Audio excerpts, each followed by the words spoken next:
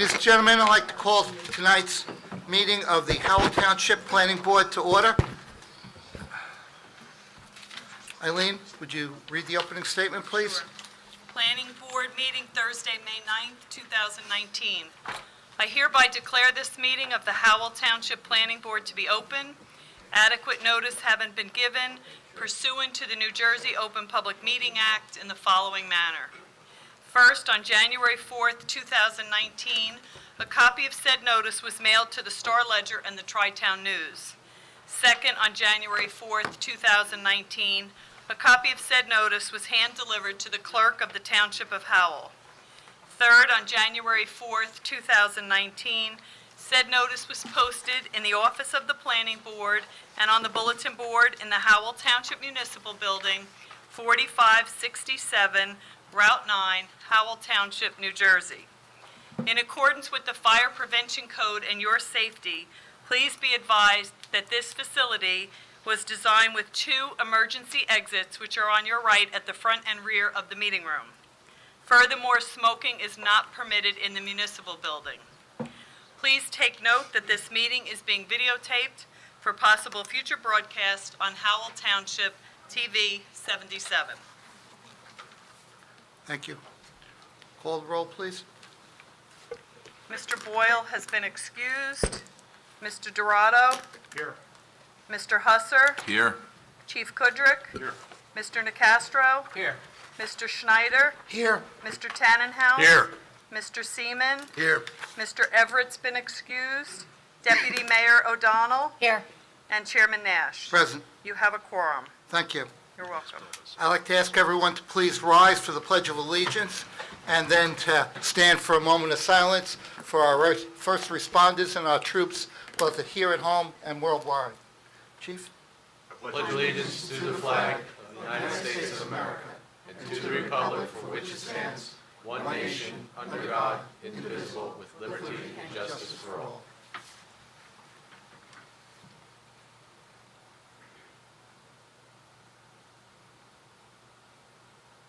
Thank you.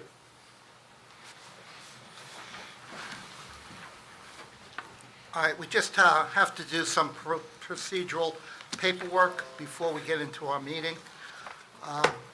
So next up is approval of minutes. Can I have a motion? Well, we have the regular meeting minutes of February 7th, 2019. Eligible voters, Mr. Dorado, Chief Kundrick, Mr. Nicastro, Mr. Tannenhouse, Mr. Seaman, Deputy Mayor O'Donnell, and myself. Do I have a motion to approve the minutes of the meeting? I'll make a motion to approve the regular meeting minutes of February 7th, 2019. Thank you. Second.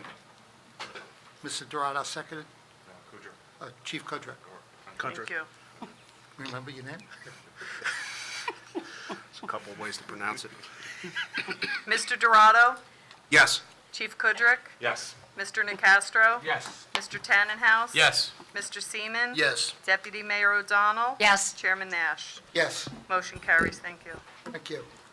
Next up is the meeting minutes for the meeting, excuse me, of February 21st, 2019. Eligible voters, Mr. Dorado, Chief Kundrick, Mr. Nicastro, Mr. Schneider, and Mr. Seaman. I'll make a motion to approve the regular minutes of meeting of February 21st. Thank you. Second. Thank you. Mr. Dorado? Yes. Chief Kudrick? Yes. Mr. Nicastro? Yes. Mr. Schneider? Yes. Mr. Seaman? Yes. Motion carries. Thank you. Thank you. Next up is minutes of the meeting of March 7, 2019. Eligible voters, Mr. Dorado, Mr. Kuza, Chief Kundrick, Mr. Nicastro, Mr. Seaman, Deputy Mayor O'Donnell, and myself. Do I have a motion? So moved. Second.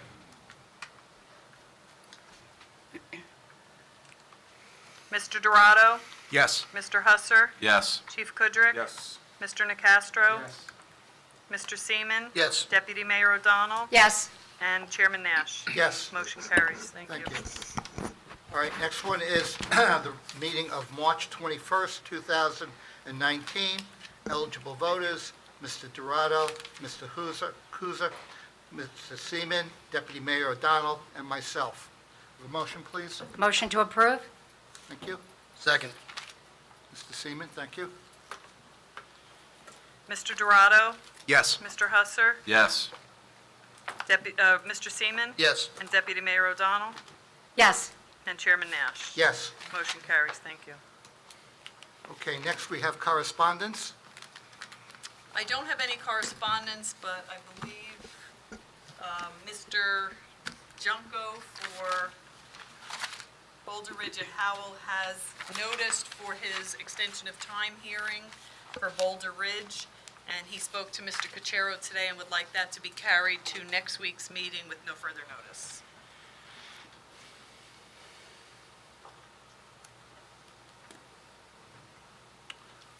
Okay. Any problems with that, Ron? No, no. Would you like me to make the announcement? Yes, please. Okay. The application of Boulder Ridge 2 at Howell, case number SD-2930-82/SP-914-A2, be carried to the board's May 16th, 2019 meeting, beginning 7 o'clock here in the main meeting room at Town Hall. There will be no further notice to property owners. Thank you. The only other item I have are 3 ordinances, which I did email to all the members yesterday. We don't have to comment on them tonight, but I ask that you please make sure that you look them over. They have to be commented on next week because they are due to be public hearing and adoption at the May 21st council meeting. And they're all land use ordinances, so we have to compare them to the master plan. Okay, and you'll put them on the agenda? I will send them out again separately because I just did the agenda before we came in and I did not include them, so I'll Okay. send them back out. That's it for correspondence? That's it for correspondence. All right, next, we have some resolutions memorializing previous decisions. The first one is case number SP 1055, 1228 Realty LLC. It's a resolution granting submission waivers. Eligible voters are Mr. Dorado, Mr. Kuzer, Chief Kundrick, Mr. Schneider, Mr. Seaman, Deputy Mayor O'Donnell, and myself. Do I have a motion? Mr. Chairman, I motion to memorialize case number SP 1055. Thank you. Do I have a second? Second. Thank you. Mr. Dorado, Yes. Mr. Husser, Yes. Chief Kudrick, Yes. Mr. Schneider, Yes. Mr. Seaman, Yes. Deputy Mayor O'Donnell, Yes. Chairman Nash. Yes, Motion carries, resolutions memorialized. thank you.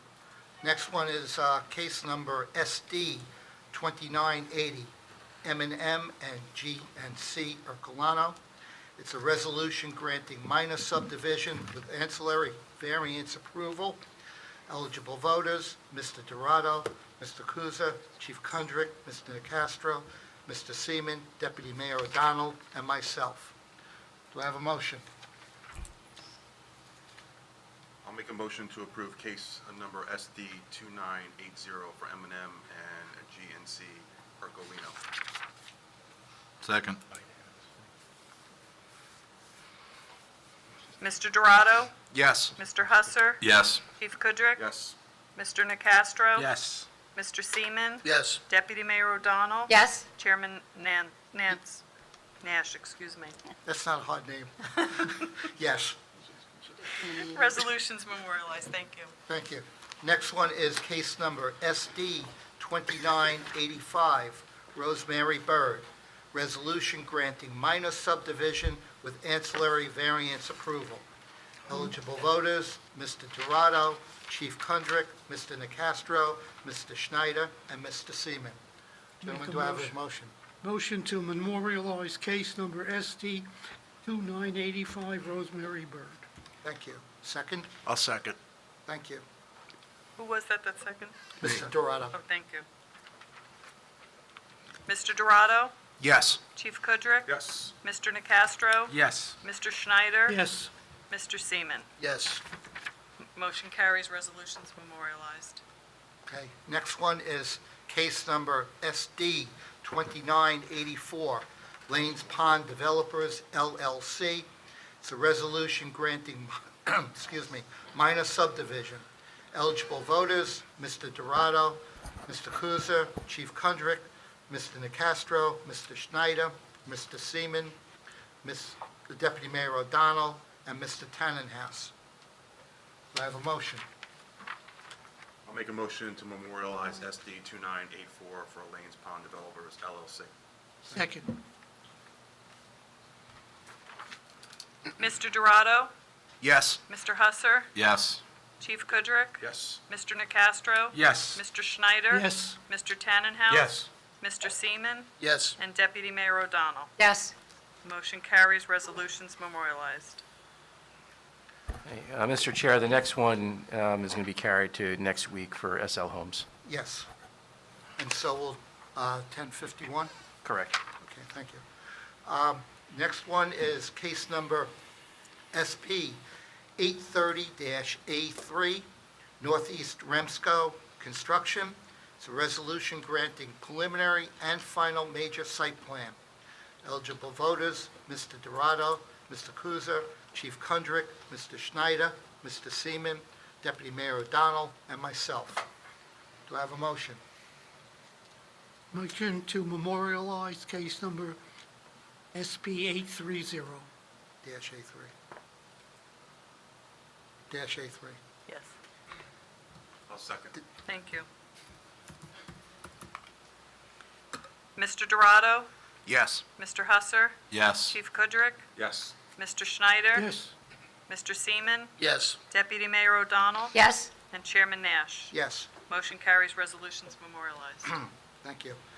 Last one is case number SP 1059CR, Howell Township Board of Education. It's a resolution for capital plan review and recommendations for the installation of a chiller, parentheses, HVAC unit, close parentheses, and a sound reduction wall at the Ardenia School. Eligible voters, Mr. Dorado, Mr. Kuzer, Chief Kundrick, Mr. Schneider, Mr. Seaman, Deputy Mayor O'Donnell, and myself. Do I have a motion? Motion to approve case number SP 1059CR, Howell Township Board of Education. Thank you. I have a second. Yeah. I'll second it. Mr. Dorado, Yes. Mr. Husser, Yes. Chief Kudrick, Yes. Mr. Schneider, Yes. Mr. Seaman, Yes. Deputy Mayor O'Donnell, Yes. and Chairman Nash. Yes. Resolutions memorialized, thank you. All right. With that, we are now going to hear case number SP 1052, Monmouth Commerce Center LLC. The application is for preliminary and final major site plan. It's application of Monmouth Commerce Center LLC as applicant and Lawrence Katz and Felix Flaster as owners seeking preliminary and final major site plan approval with ancillary bulk variances and design waivers and exceptions to construct 9 warehouse buildings ranging in size from 85,600 square feet to 150,000 square feet, and equating approximately 1,242,102 square feet in total. 5 full movement access drives along Randolph Road, parking for 706 vehicles and 142 trailer parking spaces, 234 loading spaces, and 5 monument-style site identification signs on premises known as Block 5, Lots 2 and 3, at the intersection of Randolph Road and Oak Glen Road. This application was originally scheduled to be heard on April 4th, 2019, when it was rescheduled to May 9th, 2019. Thank you, Mr. Chairman. Good evening. My name is Adam Fiella. I'm with Sills, Cummins & Gross. We are the attorneys for Monmouth Commerce Center, LLC, the applicant this evening. Counselor, I would just, before you start, Mr. Kuchera, have you reviewed the applicant's notice? Well, just before we get there, Mr. Fiala, can you just spell your last name? F as in Frank, A-I-E-L-L-A, Mr. Chairman, I believe there are other counsel here representing other parties, so I think at this point, if there are other attorneys representing interested parties, if they could just enter their appearance, and if any of you have any objections to the notice, please place them on the record.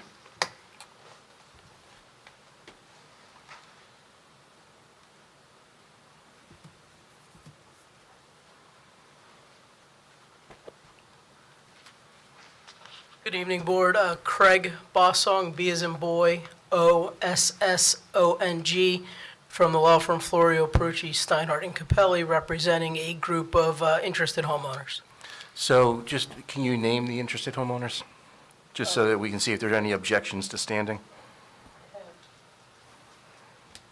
I have a whole list that I can provide to council, but Don Van Brunt's one of them I'm sorry, so in town.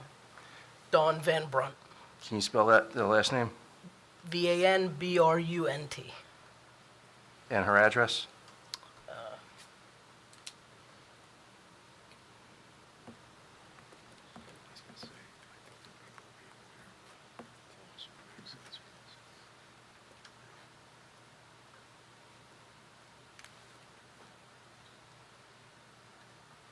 #21 East Shenandoah Road, Howell. So if you could provide that complete list to the board as well as to Mr. Fiala. Mr. Fiala, based upon the one individual that you've heard, and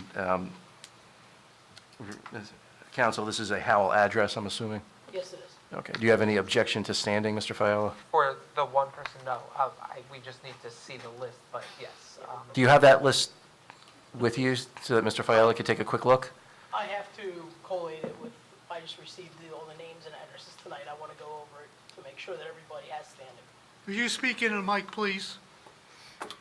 I just received the list and the names tonight, so to be fair to Mr. Fiala, I want to make sure that everybody on the list has standing before I present it to him and not give him people that do not have standing. Okay. Counsel, also, do you have any objection to notice or the board's jurisdiction in any manner tonight? None, Counselor. Okay. Okay, Mr. Fiala. And counsel, Mr. Chairman, I've also reviewed the notice, and I find it to be acceptable, and there was a new notice that was put out between the last meeting and tonight. Yes, thank you, Mr. Chairman. Just one more thing before you start. There are people in the audience that may have never been to a planning board meeting, so I would just like to take a moment to explain to the people what's going to go on and how we're going to go through this process, so you understand it and you're not just sitting there looking, saying what's going on. The applicant will put on witnesses, and he will have his witness testify, for example, the civil engineer. At the end of that witness, the board will then have an opportunity to ask questions of that witness. Once the board is done asking questions, the opposing attorney will have an opportunity to ask questions. After he completes any questions of that witness, then we will open it up to the public to ask questions, not to make statements, but to ask questions. And we will do that for each witness as we go, that same exact procedure. At the end of all the testimony, the applicant's witness testimony, we will then give the public an opportunity. Well, first, we will give the opposition attorney opportunity to put any of his witnesses on. And at the end of that, I guess you can ask questions of his witnesses. At the end of that, we will then open it up to the public so that you can make comments on this application. I would like to hold this in a very respectful manner. I know there are differences of opinions here. Please, no speaking out of turn. Everyone will get an opportunity to be heard. I guarantee you that. I will bring this applicant back as many times as we need so that you can have all your questions answered and you have the opportunity to speak your mind. So I just wanted everyone to understand that this is going to be probably a several meeting type of application. Mr. Chair? Yes, If I could just supplement that, if you are represented by Mr. Bossens, though, you will not be asking questions. Your questions will be asked through your attorney. So when it's open to questions, it's for people who are not being represented by counsel to ask. Certainly, those people who are represented by counsel will have an opportunity to testify at the end, but questioning is by your attorney. Also, I just want to draw your attention to the fact that we do have a court reporter here tonight. As the chairman stated, it's important that one person speak at a time so that the court reporter can have an accurate transcript. Also, Mr. Chair, I just wanted to mention, these aren't rules that the board makes up because, we feel it'll be a better hearing. These are rules that are in the municipal land use law adopted by our legislature, and if we don't follow them, whatever the board's decision is will be overturned on procedural grounds. So it's very important that we stick to the rules and that we have a very accurate, unobstructed flow so that the court reporter can make a proper transcript. Okay. Thank you. Now, Mr. Fiella, please go Chairman. ahead. And I see my colleague Meryl Goncher has just arrived also. I will turn the floor to her. Good job, counsel. My apologies. I feel like I've been living in my car. It was a 2-hour ordeal that should have taken about an hour and 15 minutes, so my apologies. I did have an opportunity to hear your discussion, Mr. Chair, so I appreciate your explaining the rules and the process. My name is Meryl Goncher, and I'm a member of the firm of Sills, Cummins & Gross, and we are the attorneys this evening for Monmouth Commerce Center, LLC, who's the applicant before you this evening. The subject property is identified as Block 5, Lots 2 and 3 on the current tax map of the township and is located on Randolph Road and Oak Glen. It is in the SED, Special Economic Development Zoning District. Tonight, we are seeking preliminary and final major site plan approval, a C variance, and some design waivers or exceptions. As part of the application this evening, we are requesting extended vesting. Because of the size of the development, the statute does provide for that, and we'll be happy to discuss that further, how we qualify under the applicable sections of the statute.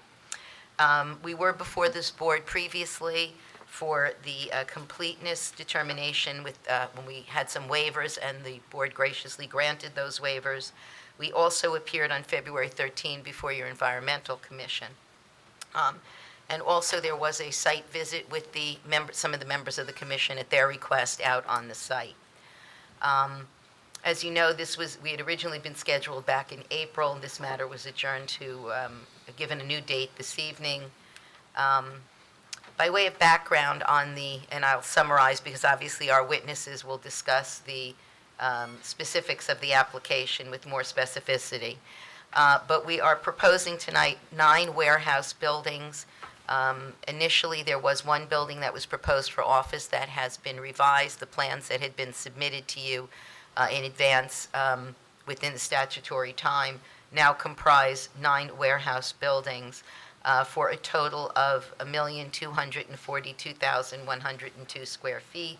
In addition, obviously, there will be associated parking, loading areas, landscaping, signage, and other required site improvements. It is proposed that the project will be built out in 4 phases, and the property that it's being constructed on is just shy of 100 acres. It's about 99.335 acres. We are seeking one variance, and that is pursuant to, it's a C variance under Section 70C of the statute, and we are seeking it from Section 188-63, capital E of your code. And this is with regard to the requirement for a 50-foot wide 4-season landscape buffer around the perimeter of the property, where it is adjacent to residential use or zone. In fact, there is a portion of the site that is adjacent to a residential use. We are providing the buffer. The reason for the variance is partially in consultation with the board's consultant. There was some desire to maintain the existing landscaping, to not clear it, to replace it with the buffer. So there are areas where we are preserving existing trees and landscaping, and we'll get you a further explanation of how that necessitates that single variance. Rather than my going through the design waivers or exceptions, we will have that in the direct testimony presented by our witnesses, so that they will place in the record all of the relief that we are seeking, and obviously our witnesses will present the proofs to substantiate the requested relief. Currently, I should also note that an entity related to our applicant is considering occupying buildings in a couple of the phases. So they are not only making an investment, they anticipate that they will also likely be an occupant there. So they have an interest in making sure that it is developed right and operates properly. I'm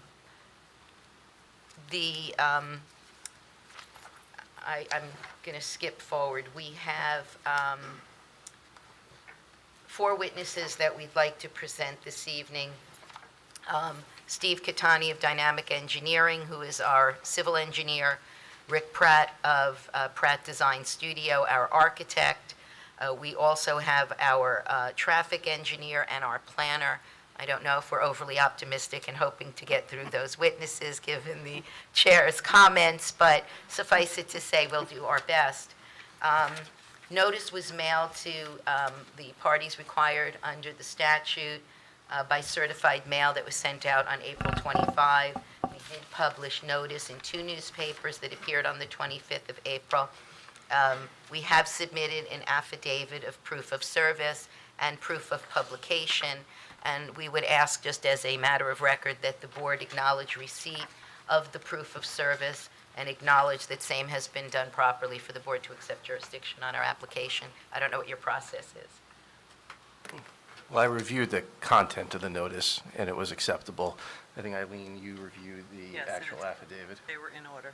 Thank you. Okay, and counsel, also, just before you move on, and I forgot to ask Mr. Fiella, you do have a court reporter. Is it okay if we request that you provide the board with a transcript of the hearing?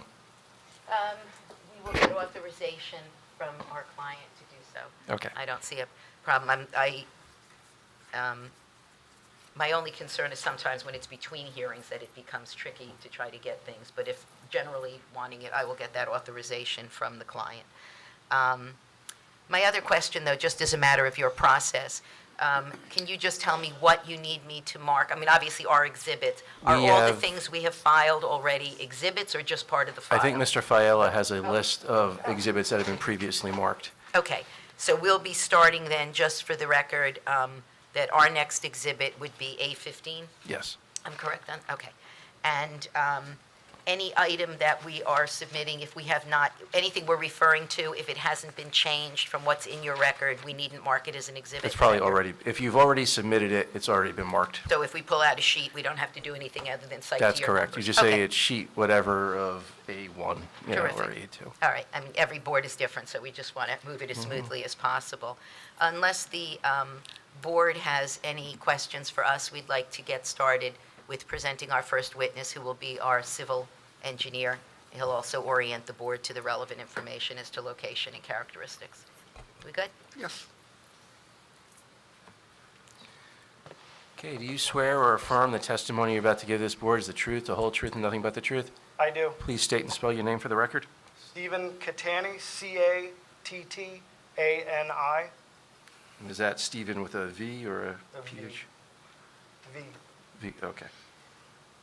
For purposes of his presentation, do you want the witness at the lectern or at the, do you have a preference? As long for- as he's close to a mic, that's all we care You about. want to speak? And we have a cordless mic over here that That will- Mr. Kadani Oh, can take. are you happier up here, and is there going to be a board or something? Or are we gonna I don't use- think it matters. Everything's You'll going to point from there? Thank you. I think I can.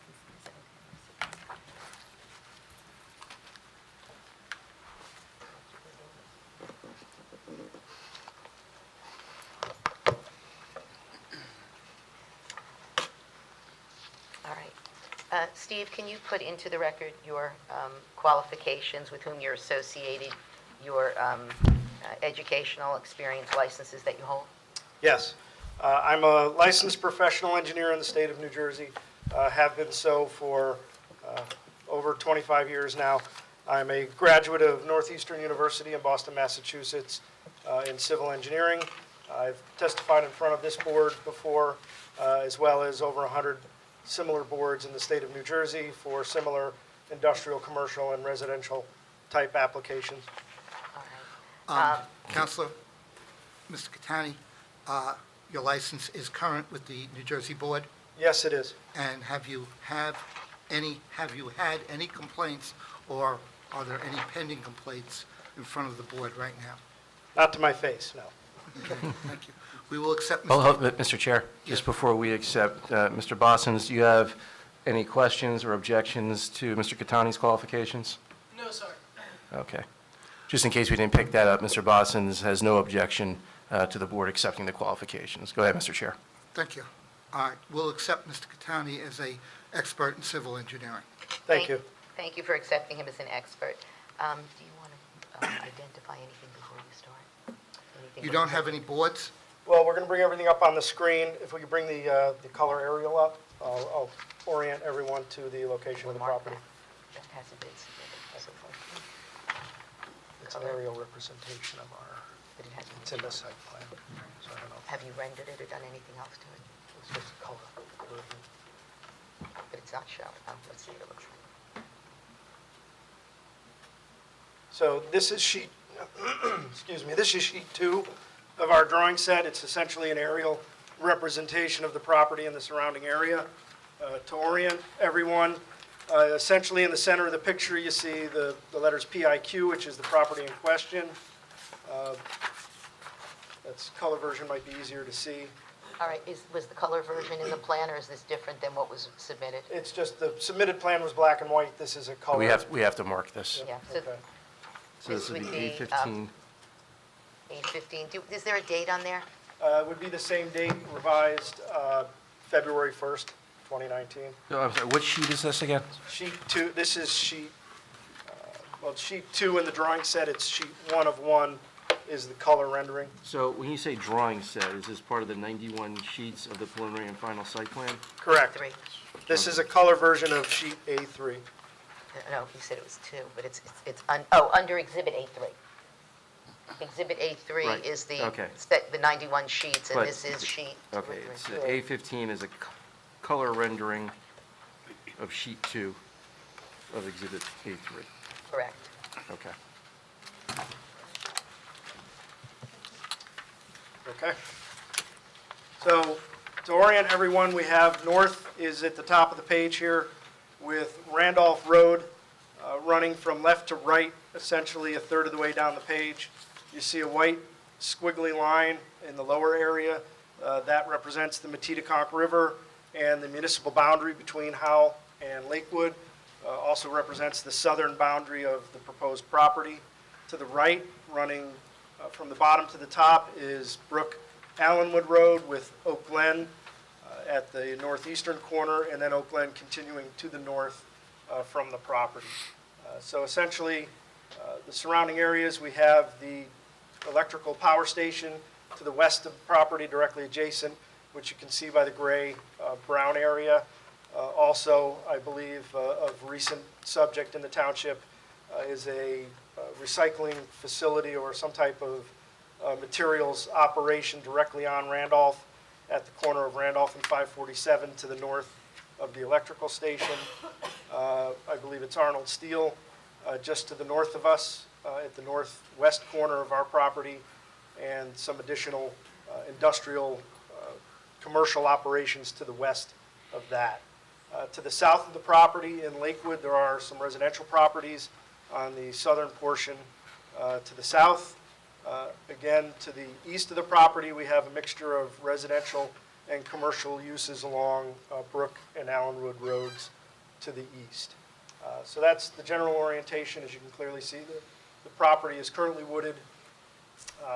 As far back as we could identify into the 30s and 40s, the property was utilized as a type of equestrian or some type of horse operation, basically from the 1930s probably to the mid-1960s, 1970s, at which point those operations ceased and the site basically rendered into its current condition. To our knowledge, going back at least to the 30s and 40s, the site was not utilized for farming operations. We could not find any records that would indicate that it was farmed at any time. And Steve, are there still evidence or remnants of the use on the site? Yes, there are. To the southeastern corner of the property, there are ruins of former horse stables and some type of buildings associated with the staff or some other operations on the property. If you look closely at the aerial, you'll see a large oval-type shape generally located on the eastern half of the property, which represented the large horse race or horse training ground that was used when the property was utilized for the equestrian operations. And I had indicated the size. Can you advise the board, as a matter of testimony rather than my introduction, the size of the site that we're dealing with? Yeah, the size of the property is approximately 100 acres in size. To be exact, 99.57 acres. After dedication, we are proposing to dedicate some of the right-of-way on the frontages to the township. The acreage would reduce to 99.01 acres. All right. You want to move on to describe what is proposed on the site, please? Yes. Go back to the site plan. Okay. Are you, oh, you need her to, Yes. okay. And again, this is a colored rendering of something that was in the set? Yes, this is a color rendering of the overall site plan from Exhibit A3. Do you know what sheet it is by any chance?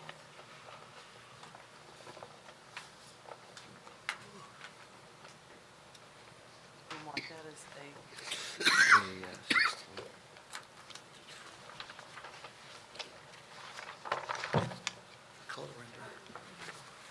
Just to clarify, the applicant does not have control of lots 2.01 and Lot 1? It's the two lots in the southeast corner of the site. That is correct. Well, I believe one of them is under the jurisdiction of the county. And I believe this is a color rendering of sheet 8, the overall site plan. Counsel, we're going to keep the flash drive, here because it's evidence, but I think it would also be useful if the applicant could provide just a printout of everything that the new exhibits we're referencing, so that if people come in, we don't have to get the flash drive on the computer. We can show them actual. We can give it to you. Do you need it on a board for your file? No. We can fold it up and put it You- in a file. Yeah. Absolutely. Yeah. So this then would be A16, sheet 8 of Exhibit A3? Correct. Okay, thank you. And can you describe, with reference to Exhibit A16, what's proposed? So as previously indicated, we're proposing 9 warehouse buildings located in the northern portion of the property. 2 buildings to the east stacked on top of each other, followed by an identical 2 buildings, and essentially following that pattern to the east, with the 9th building, the smaller 85,000 square foot warehouse building, being located at the northwest corner of the property, with the stormwater management facility indicated in green on the exhibit, essentially along the eastern and southeastern portions of the property. We're proposing 5 driveways to access the property along Randolph Road. One at the westernmost portion of the property, servicing the front of the 2 warehouse buildings to the west, and then essentially 4 additional driveways aligning with the site access driveways into the property as you move easterly towards Oak Glen Road. We are not proposing any driveway locations on Oak Glen or Brook Allenwood Road. The project is proposed to be phased.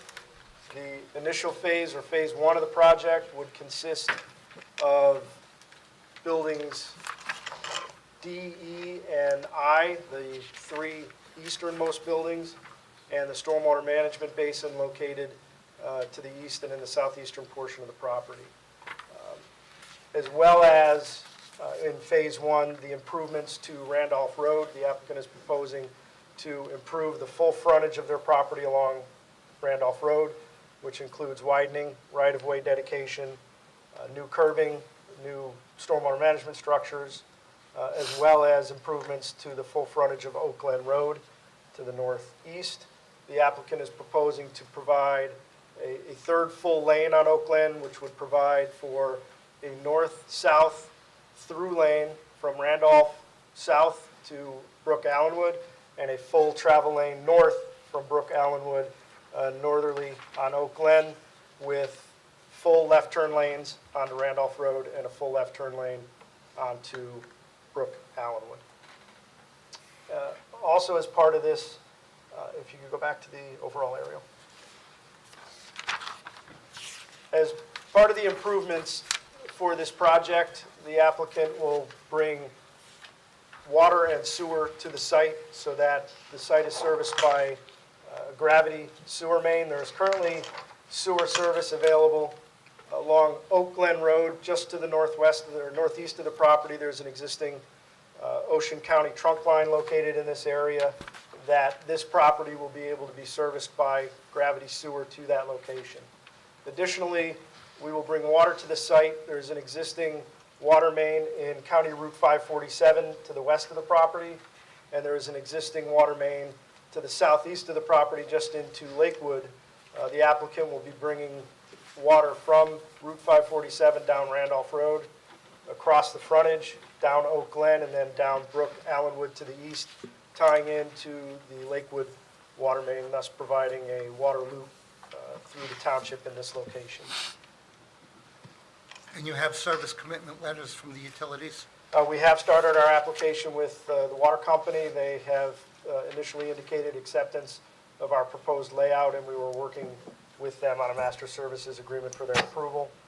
We have also met with the Manasquan Regional Sewer Authority as well as Ocean County to review connection to their service trunk line, and they have also indicated acceptance of that proposal, along with the construction of a township-owned sanitary sewer line in Randolph Road that would essentially tie into a Manasquan-owned sewer section on Oak Glen, and then ultimately to the Ocean County line that crosses Oak Glen Road.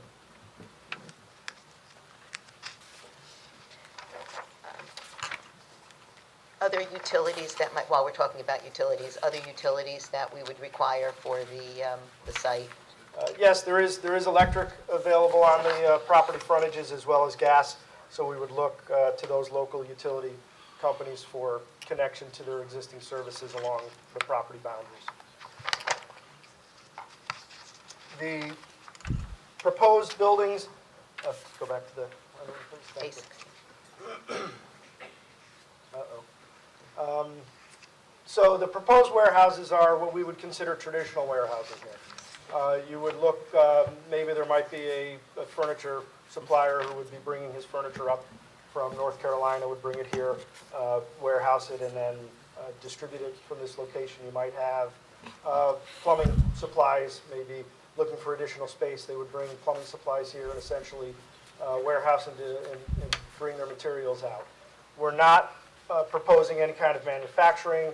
We're not proposing any kind of storage of hazardous materials, any kind of automobile operations, any kind of automobile maintenance.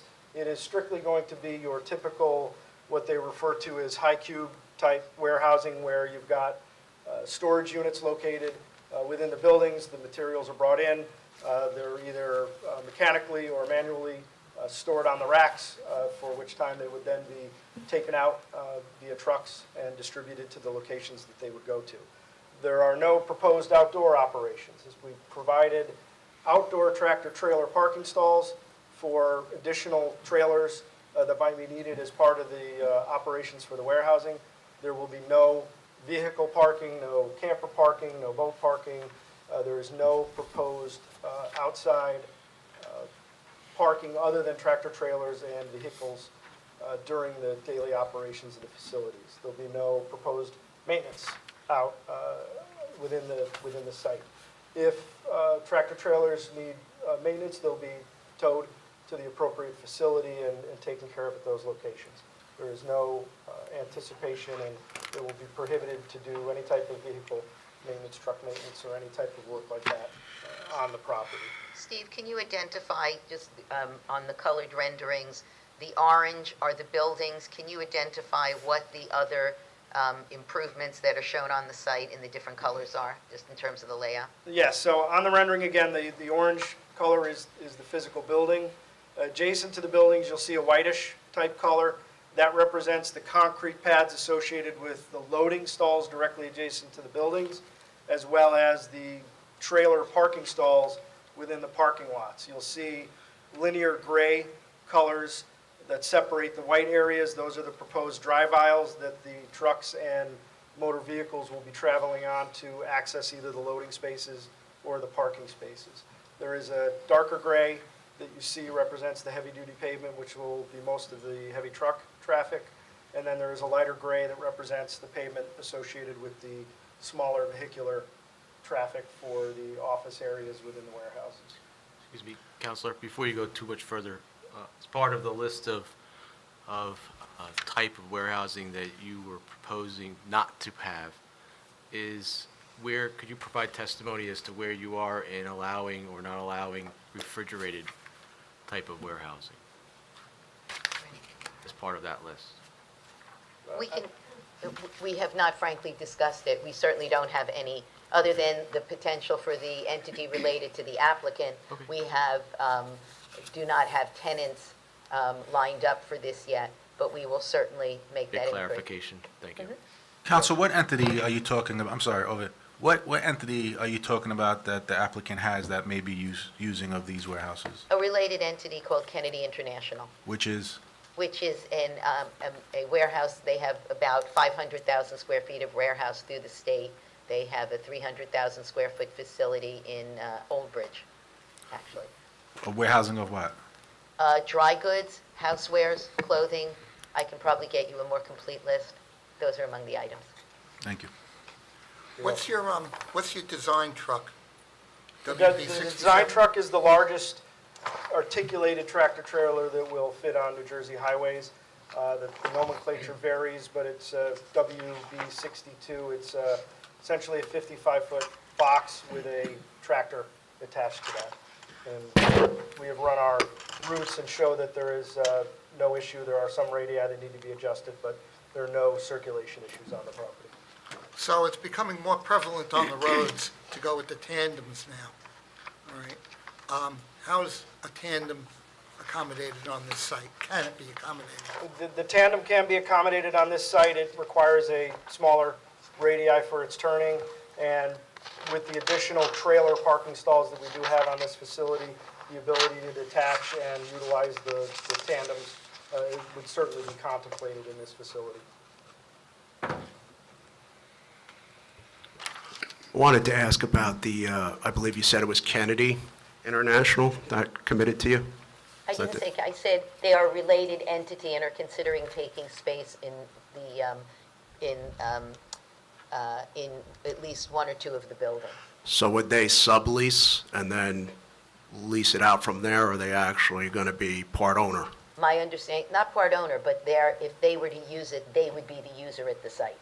Okay, so they would be, but their business model is warehousing, where they would then try to get, you said, people that specialize in dry goods. No, I said that's what they do.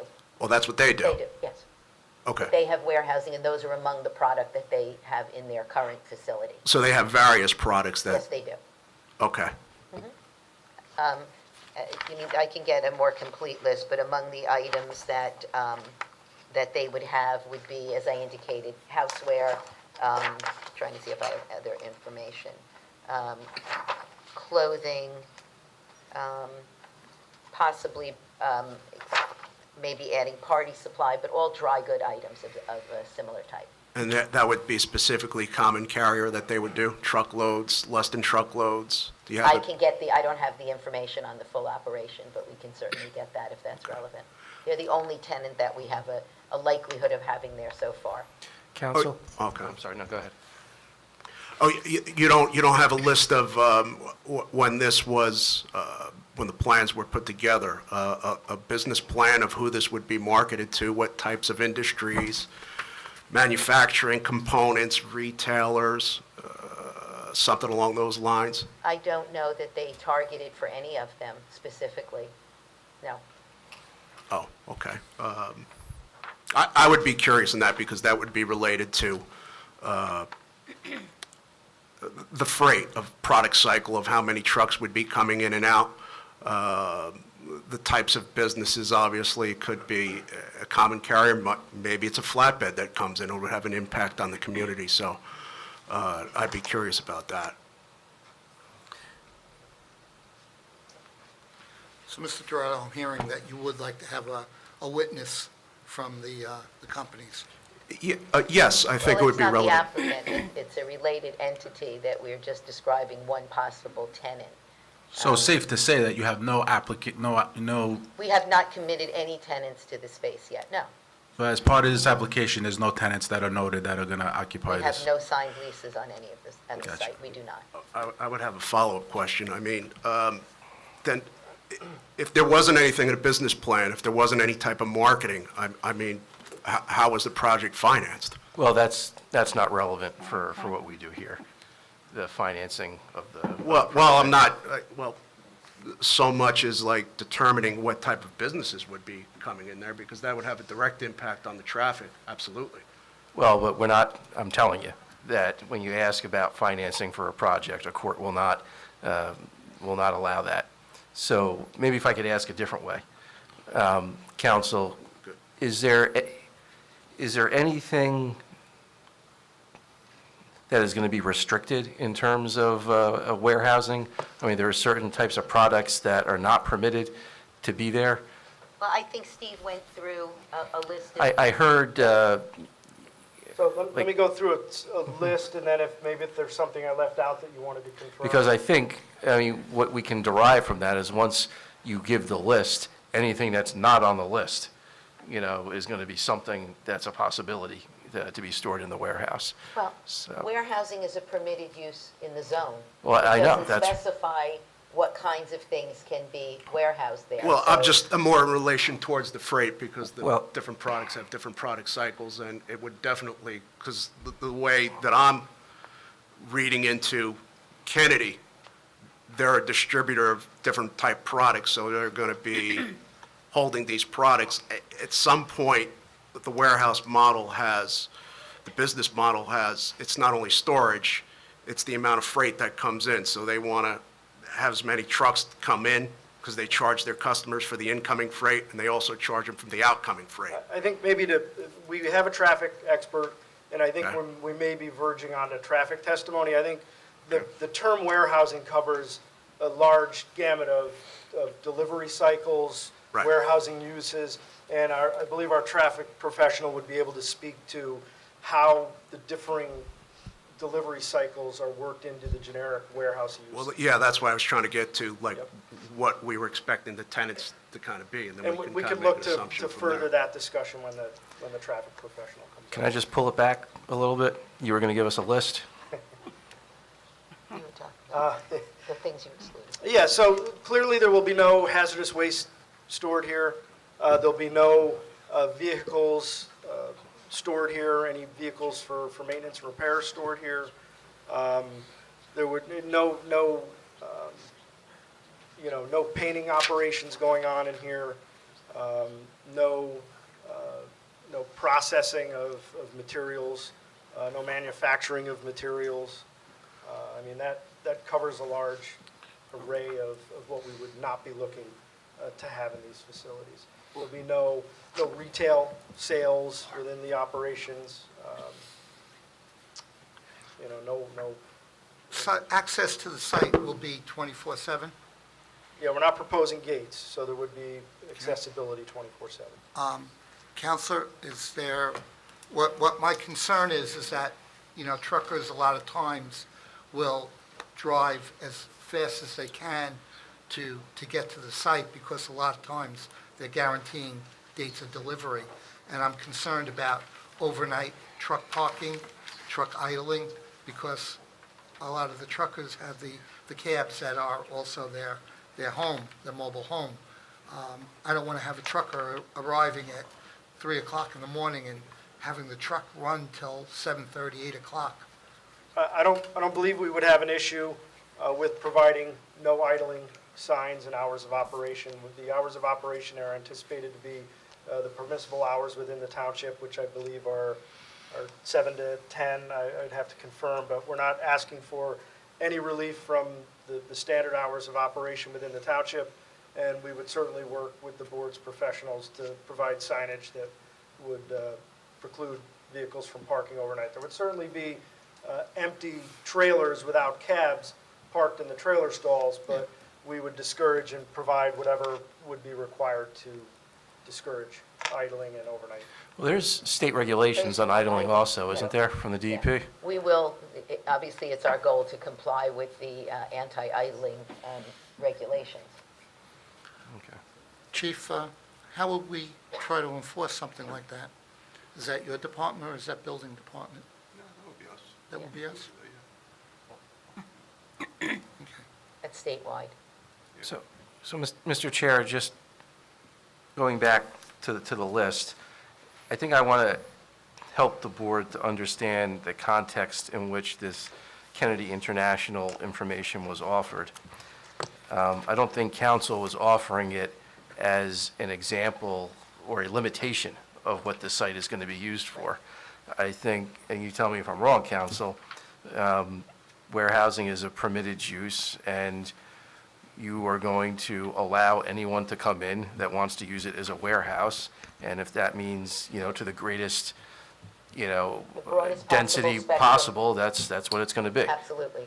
Yeah, so I don't think we should look at Kennedy, nor do I think it was offered, as saying, this is who it's going to be, and these are what the rules are going to be. That's just an example of an entity which may go in. I think what the board should consider is what is the maximum intensity, that the site can be used for. Which is a question I would like to ask you is each building going to be one tenant, or is it going to be really a flex space that if a tenant wants to come in and only take 30,000 square feet, you could have multiple tenants in the building? That's correct. Subject to any restrictions within your ordinance, we will comply. Is that yours, or is that the Yeah, I believe architect? the ordinance limits the minimum square footage to be utilized in a building is 5,000 square feet. We do not anticipate even going anywhere close to that low a number, so we don't anticipate there being an issue with the square footage that individual tenants would utilize in the buildings. But yes, we would keep that open, because the responses come, as I said, subject to whatever the ordinance limits or restricts. That would be market-driven. Just one other question along the lines that the board was asking about. This applicant is not placing any restrictions or offering any conditions as to the type of vehicle. You simply put the largest vehicle you thought that would visit the site on the plan, but it could be a smaller truck, it could be the flatbed truck, it could be box trucks, it could be anything that come in there, right? Absolutely. And generally, Right. the reason we mention what the largest could be is because obviously there's an interest in making sure that the largest vehicle we're anticipating can maneuver safely through the site, given the configuration of the building. So that's really the reason. Anything smaller than that, obviously panel truck, box trucks, vans, whatever vehicle a user would choose to use. Our purpose is really to demonstrate to you that the larger vehicles can be accommodated. Right, so to the extent that the board may find it of interest or concern that a flatbed truck may be used, I don't think it's necessary to find out whether Kennedy is going to use it or not. They're saying that if someone comes in and wants to use it, they can use it. So I think you can assume that that may be a vehicle that's being used during your process of evaluating the testimony.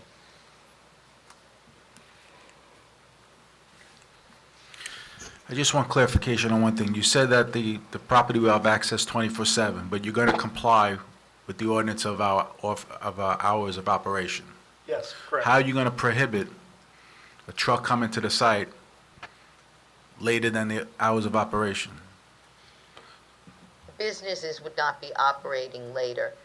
Trucks are not looking, if, as you indicated, if their business is to move between sites, it doesn't benefit them to come and sit if they can't offload.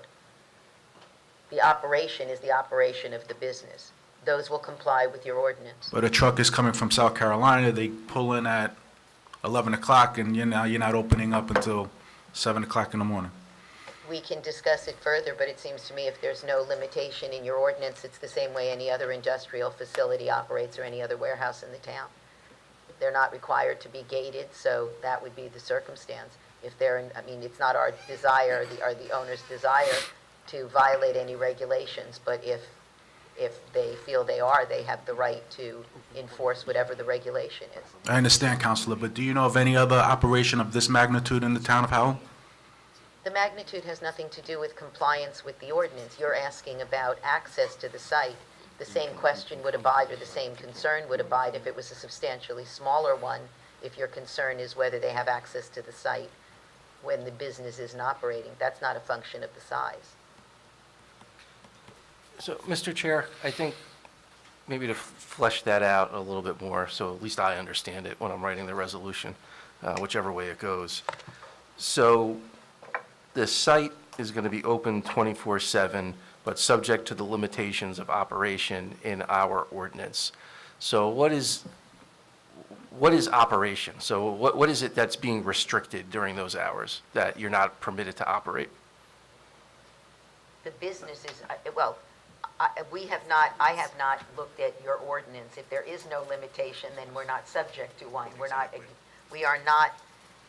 No, I realize that, but I thought there was a statement that we had Right, hours. if the ordinance contains limitations on hours of operation, we will comply with applicable All limitations. right, so let's hold that for, Okay. do we have such an ordinance? Only noise? So it's just relative to noise. Our ordinance is relative to outdoor noise. Which is by state statute, and I'm sure your ordinance complies with that, and that's guided by what we're next to, basically. We've had a lot of experience with our noise ordinance in the last 6 Okay. months or so. So I just know the we're numbers okay. from the state regulation, that's all. Yes, yes. All right, so then the board should be aware, that's what we're talking about, that they have to comply with a noise requirement within certain hours, but there's no restriction in our ordinance that they can be operating during any particular hours. Is that correct? Does everybody agree that that's a correct statement?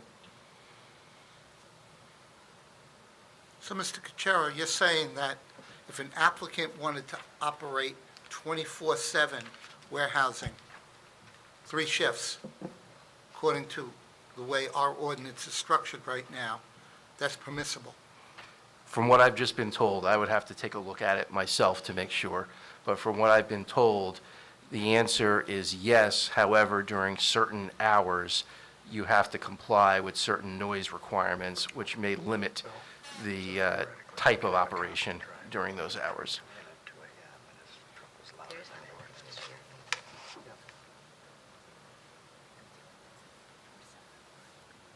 But I think that's something, that we need to get a better handle on, during our process, so we understand exactly what that rule is.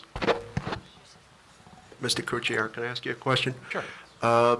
Would there be like a comparison of a project in this type of landscape that maybe we could evaluate or they could access? Because most of these projects sure. are... I think they actually were talking about some other sites that are operated by this particular applicant, one being... Related entity, not the actual applicant.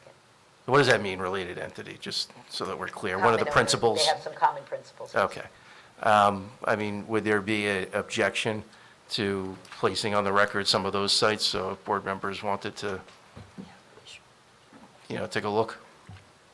We can certainly get you we got the approval for it. It's a beautiful site, so we can get you an address for, but it is a single building of Okay.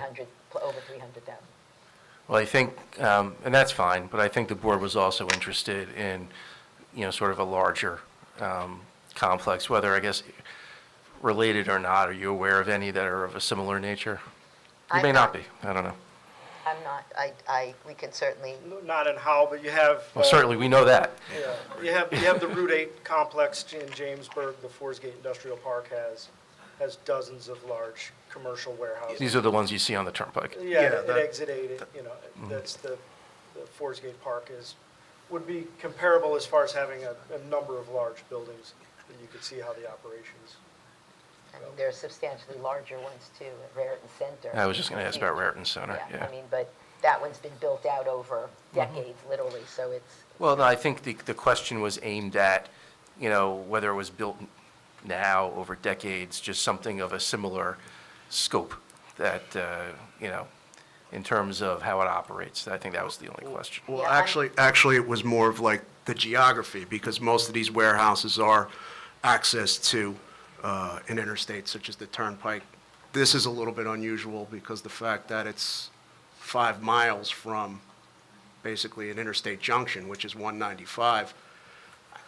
I'm kind of familiar with this kind of business. I don't know of any type of warehouses in this type of geography where they're so far from a main entry road like that. Do you have any projects like that, or are they? I know the ones in Cranberry, I'm very familiar. They have access to the Turnpike. It's you're, 20 miles away from the Turnpike here? I Which- think the questions you're raising, though, go more to the zoning of the property. The property is zoned for this use. It's a permitted use on the site. Right, I understand So that. I'm not sure what you're asking in terms of the designation of those seem to be issues about The logistics. the Right. determination as to what the proper zoning is, but the town has already made that determination. Well, the trucks have to get to the actual site. They have to go through town, so you're talking 20 miles east. Most of the freight's going to work through the Turnpike, come down, even if it's going southbound. It's going to come in off of the Turnpike, come out 195, and then it's going to come 5 miles south from 195 through town. So there's a lot of town infrastructure there. It's a big impact on the town, and that's what I'm trying. Well, I think the request has been made. If the applicant wants to, they can submit it. If they don't, they don't, and that will be part of your the process of your evaluation. Well, I think the question was whether there was something comparable in terms of size. We made some suggestions, and we said we'd be happy to provide the information with. Well, the provide location. whatever information you're going to provide. Right. But I'm not sure how that was related to the, Well, what I'm telling you is give the board the information. You've heard, however you have interpreted the request, you can interpret it that way, but provide whatever information you're inclined to provide. are there any, before we continue with the draft, any questions? Let's just continue. Thank you. We're on. Okay, so we just essentially identified the project, what we're proposing, the phasing. As part of the application, we are requesting one variance from the ordinance. That variance relates to buffering to residential zones or uses. To the east of the property, on the other side of Brook Allenwood, is a residential zone. It has some residential uses and some commercial uses, but it is a residential zone. And as such, along the Allenwood Brook and Oak Glen frontages, we are required to provide a 50-foot buffer. We are not asking for a variance to eliminate the buffer. However, the language in the buffer requirements indicates that the buffer must consist of at least 2 items in that list. The items including providing a berm and/or fencing and vegetation to a certain height. In order to provide the berming and the fencing and vegetation to a certain height, we would need to cut down the existing trees in that 50-foot buffer and then build the berm and the new vegetation. We met with the board's tree professional to look at the existing vegetation that was in that existing 50-foot buffer and felt that it would be more appropriate to leave that existing vegetation in that 50-foot strip and supplement any of the more open areas or understory with additional evergreen vegetation, and to provide That, along with the existing 50-foot vegetative buffer, we felt would be the most appropriate 50-foot buffer for this area. So we are requesting the variance as it relates solely to the construction of a berm and fencing to get to a certain height for that buffer, in lieu of just basically leaving the 50 feet of existing vegetation there. Do we have any comments from our town committees? I thought I saw a report from may have been the environmental committee, Yeah. wanting that to stay that way as well. Am I even recalling that properly? Yeah, they did walk the site, and they felt that the existing vegetation out there, as much that could be kept, would be So beneficial. if I could summarize, the environmental committee was okay with this 50-foot buffer being left natural, and our shade tree expert also was in agreement that it was best to leave that buffer and just supplement. Is that the believe so. testimony? I believe so. I can speak specifically for the tree expert. I can't speak for the Well, you environmental can't speak commission, specifically for anyone but yourself. but myself. Is that your understanding, that they were It is endorsed my- the concept of preserving Correct. the existing vegetation? Yes, it is my understanding Okay. through my meeting with the Sorry, there's a lot of paperwork. A lot, Project, so. a lot. Can we ask, Sherry, could you weigh in on this, please? Yeah, so I could speak specifically. So, yeah, we did go out there, it's typical wooded area in Howell. It's, a scrubby oak, pines are mixed in. There's a lot of regrowth in there. There's a lot of new saplings coming up, small oaks. There's a lot of hollies and pines. So I definitely feel like it's worth keeping and just adding to it. Is there a landscape plan in these drawings? Yes, there is. And you've reviewed that landscape plan? I do have comments on it. I have reviewed it, but we do still have continuing comments on the landscaping. And we have no objections to those comments. Okay, so if there was a favorable action by this board, you wouldn't have an objection in the resolution that you would work to design a buffer that is acceptable to our tree expert? Yes, we would agree to that. Mr. Chair, Yes, sir. just with regard to that, we do have members of the public who may not be privy to what those comments were, and we have counsel for objectors. So I'm not asking, to be ultra-specific, but in some way, can you summarize what the recommendations were? Are you doing all the landscaping? Are you the one for the testimony? You don't know. I don't could you go walk over through a little bit of it if you want. Well, I was just Whoever. thinking, I don't know that we've actually described what we're proposing yet for the You record. haven't That's yet. true. No. That's So true. I think it would we were just trying to get through our direct, and then Yeah. I assumed, and forgive me for assuming, that we would go through all the letters or the comments in the letters that are relevant to the civil engineer and address the comments, either that we agree with all of these or we have questions about some of them. But let me ask you, though, since we're on this topic, then talking about the buffer, can you describe for the board, there's a lot of green on there, and obviously some of it is existing. Can you identify what's being proposed in terms of the landscaping that we're proposing as part of the development?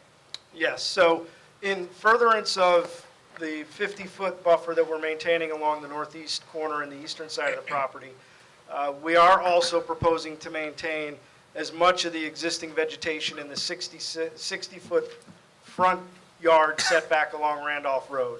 So if you look along Randolph Road, you'll see some darker existing vegetation areas and areas that we're not going to be disturbing along Randolph Road in hopes of maintaining as much of an existing vegetative buffer along that area as possible. And then internal to the property, as you can see, the darker green areas essentially between each building and Randolph Road, that is existing vegetation that we're going to keep in place and not tear down, and to keep that 60-foot area under existing vegetation. Has Then- a woodlands management plan been created, and has the contribution to the tree fund been established yet? Well, that's a whole other issue, Mr. Schneider, that they're going to get to, because that's the subject of a different waiver that they need.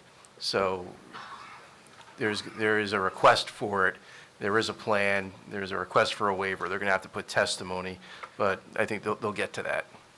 To answer your question, though, yes, the woodlands management plan has been prepared. I didn't hear you. Yes, so woodlands management plan has been prepared. So Continuing into the property, we're proposing evergreen and deciduous landscaping throughout the roadways and within the islands around the buildings.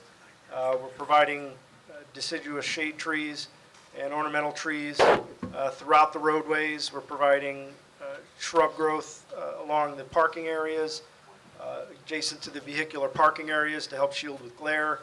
We're providing additional evergreen plantings on the parking lot end caps adjacent to Randolph Road to help further provide evergreen buffering between the parking fields and the tractor-trailer areas from Randolph Road, as well as landscaping around the detention basin, and as we discussed, further infill within the buffer areas along the roadway frontages.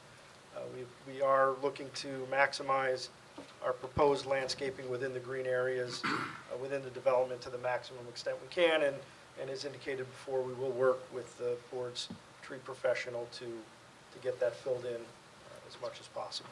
Steve, just for the record, there is a light green area to the right. I have no sense of direction, so bear with me, to the right. That's the stormwater detention? Yes, correct. The lighter green area is the stormwater management facility. Okay. What's that lighter blue area in the northeast corner of right where Randolph and Oak Glen Road meet? Laura, can you zoom in on that, please? That's just a shrub. It's a color of a shrub. It's a Oh, okay. blue. That's just a particular shrub. Thank you. In the program, it puts it in as blue.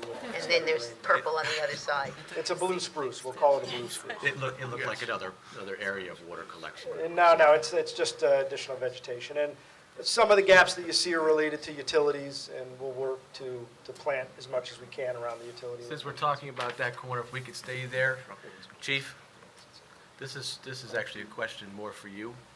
Presently, at that corner, that northeast corner, see where those blue trees are right now? Correct. There's a very large gravel That's what I was going to ask. area that I see people parked or whatever. You know what, It was something that actually- was installed recently when they did the improvements at that corner. I didn't know if that was something that was required or needed by the police department of some sort. No. So that turnoff was, We can remove that. There is a big gravel area off of Oak Glen. I don't know if you're referring to the one off of Oak Glen. it was the one on Randolph, right at that, right There's one at before that the stop intersection sign. as well. Yeah, the yeah. right hand. There's a the couple of right-hand them. side, We'll look during the landscaping yeah. operations. The chief says it's not required for law enforcement. We'll fill it in. I just say, it was also on the other side, that's what we parked on. Yeah. But those areas, if it's a hazard within the township, we wouldn't want people coming out of the property and parking. I have a question. Yes. All these parking spaces against the buildings, do they all have bollards? Well, that's another one of the waivers we're going to be talking about. We're not going to put physical bollards up. We're going to deal with a structural process in the building itself to provide a structural protection within the masonry of the building. We are providing parking and an 8-foot sidewalk between the parking and the building, as well as a landscaped area. And we're looking to provide a structural feature in the building base to provide that level of security or safety. So you're proposing the building to be 4 feet above grade? Well, masonry infill, we wouldn't start the metal or the non-structural aspects of the building till 3 or 4 feet from the foundation level to provide a level of protection.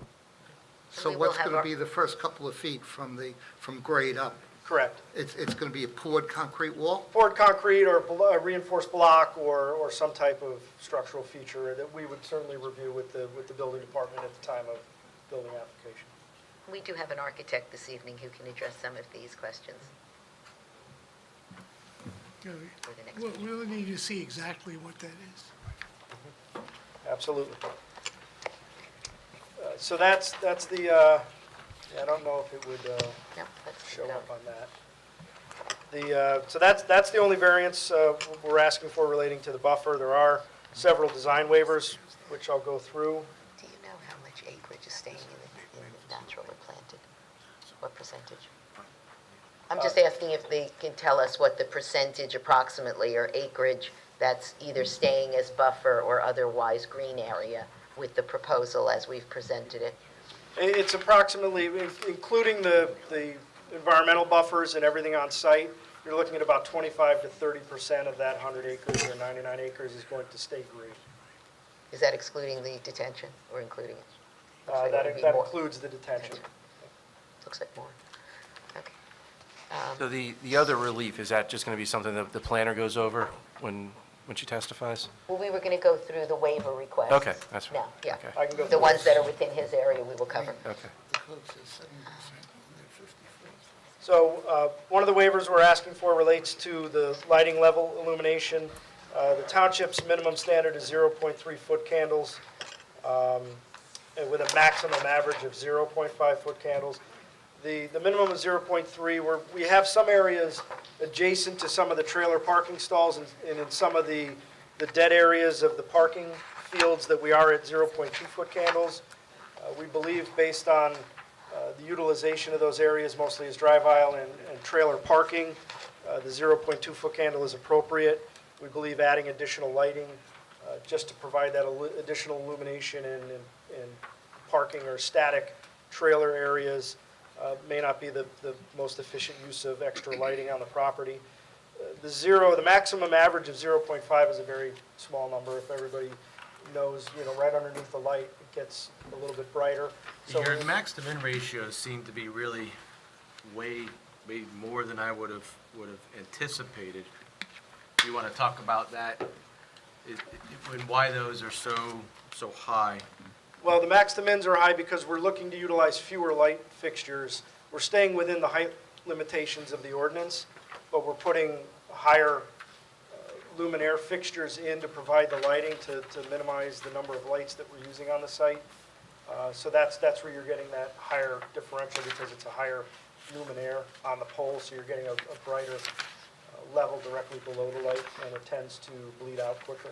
And what size pole were you proposing again? I believe the pole heights are 20. 20 feet? I can confirm that.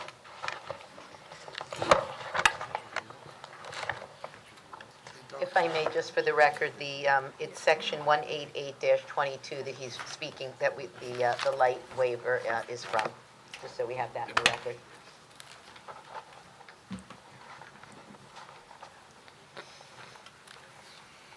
When you find it, just tell them what page you're looking at so they can read if they want. I'm looking at 86, but I'm not quickly seeing anything about your heights. Yeah, looking at page 86, you'll see the area light pole detail in the center bottom. Got 24 feet. I Yeah, got it. 24 feet is the proposed mounting height, which is within the ordinance limits. So we're looking essentially to provide a light that doesn't exceed the height limitation, but that's a higher luminaire, just to reduce the number of fixtures. You don't want to, we're trying to not get that sea of light poles effect. And Ms. Newman?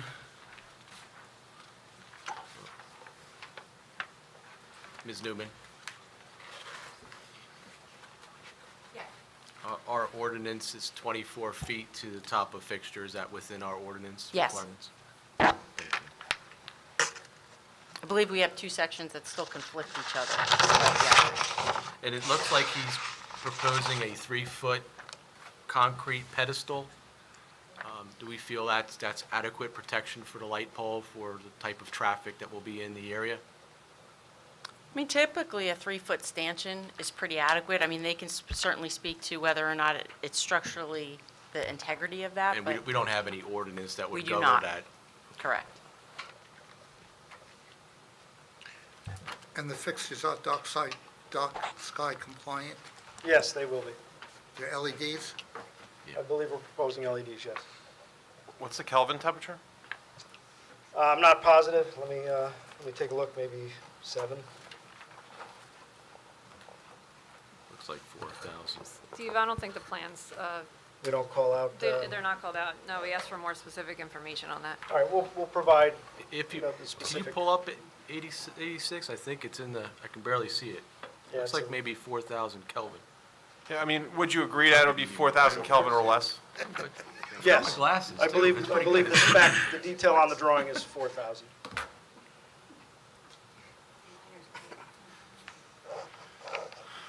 So, Mr. Tannenhouse, here's the other dilemma, all right? Yeah. I know we like to go down to reduced lighting at night, but there apparently was a potential, because our ordinance permits it, to have round-the-clock operations. Well, I mean, they are asking for something more than what our ordinance allows. I mean, a compromise, a reasonable compromise may be putting some motion sensors on some select fixtures, maybe keeping the lights on the building at a higher intensity, and maybe some of the parking structure, parking fixtures throughout the drive aisles on motion sensors, and allow them to come on and off as traffic needs it after, say 10 o'clock. We would have no objection to providing, lights that would shut off and then would be turned And I- on by a motion sensor. For- at least for And I'm some. going to probably ask the chief this. I don't think we would want to recommend a complete shut-off and have a dark site for a warehouse type of facility, but maybe a reduction of light output. That's what we're saying. We can certainly work with the board to come Would up you with agree some you'd wanna recommendations. have I the think what ability- he was suggesting is that some of the lights would go off so that your overall light was less, but be on motion sensor so that if there was activity, there would be Mostly in the light. parking field. Obviously, the exit doors, you'd have emergency lighting over the exit. Well, that's the thing. I don't know if we'd want to turn any lights off, but bring them dimmed Dim them down. Dim them down instead. We don't have an objection to working that out. To what's an acceptable level and what the hours are. Yeah, I would say that once the building's up and running, maybe somebody from the police department run out there and take a look and see if the light intensity is okay, and if not, move it up. Some kind of look back. Okay. We quote you. Then I'd make a recommendation to bring it down to 20% of light output. I gave you the option. No Bring problem. it down. Oh, you mean 20% after a certain time? Oh, that's the to light 20%. I thought we had agreed to 4,000, and I thought, are we Well, that's agreed to why we're something saying else? we're dim it down I to was fine, that's 20%. okay. The dimming down is a Would you rather 20% have it? Well, reduction. we have No, some I would rather it be suggestions. lower. 10%? Hold on. No, what I'm saying is we got to keep in mind that, again, this project of this size, coming into a neighborhood that there's still residential areas around, I can't be focused on just this site and not take into consideration the surrounding neighborhood. So I'm not sure what that number is, but We're we don't have to, what we said is we're happy to work with the board to reach, if the board grants an approval, to reach an accommodation that balances the need for security and possible operation and accommodating surrounding uses, bearing in mind that the residential uses are separated by substantial green area that's going to be maintained. so bearing that in mind, maybe because I don't think we're going to finish the application I think tonight, we that's could true. come with a better plan to kind of, Well, why don't A we, recommendation or, could we ask the applicant to run a lighting study at the lower setting? And then see what the light intensity is at that. we're not, I'm not sure what that means. That's, So what, in order to make sure that we have documentation on the record appropriately, and we know exactly what we're doing in the field, you could look at what the fixture's capability is to dim to, go to that minimum setting, and rerun your lighting calculation and provide lighting calculations for that lower setting. Yes, we can absolutely do that. And we'll provide an example of what that will look like, let's say at 11 PM, what the post-dimming condition would look like. and you want another spread to show what the levels would be over the Right, at that the- dim At the dim, setting. okay. We can provide that, absolutely. And then I guess I would like to ask this question, just following up on Mr. Tannenhouse's. Although we don't have an ordinance standard which would preclude or would permit the 3-foot stanchions, is that appropriate where you're going to be parking tractor trailers or having them move through We the have site? discussed that, and in all likelihood, we have striped areas around the lighting stanchions within the tractor-trailer areas, and we will probably provide 4 additional bollards around those light bases to provide additional protection. So some of the light stanchions within the tractor-trailer areas will get additional precautions.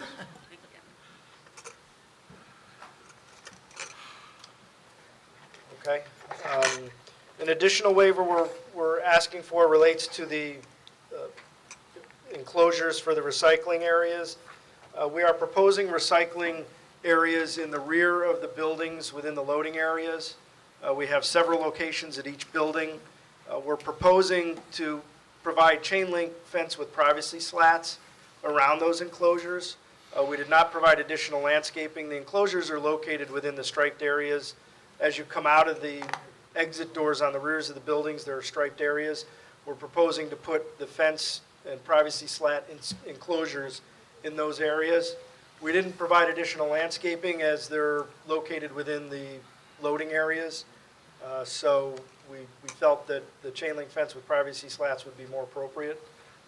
So that's a waiver. We're looking to not provide additional vegetation around them. And that is located, I think that's section 188-32C6 that the relief is being sought from. What is the visibility? What would someone see, and where would you see it from? In all likelihood, you would not see these from any of the road frontages. You would not see these from the vehicular parking areas. If you came in the vehicular entrances, in that particular picture, if you came in the right entrance, you would not see them. You would be coming into the vehicle area. The entrance to the left, you would come in.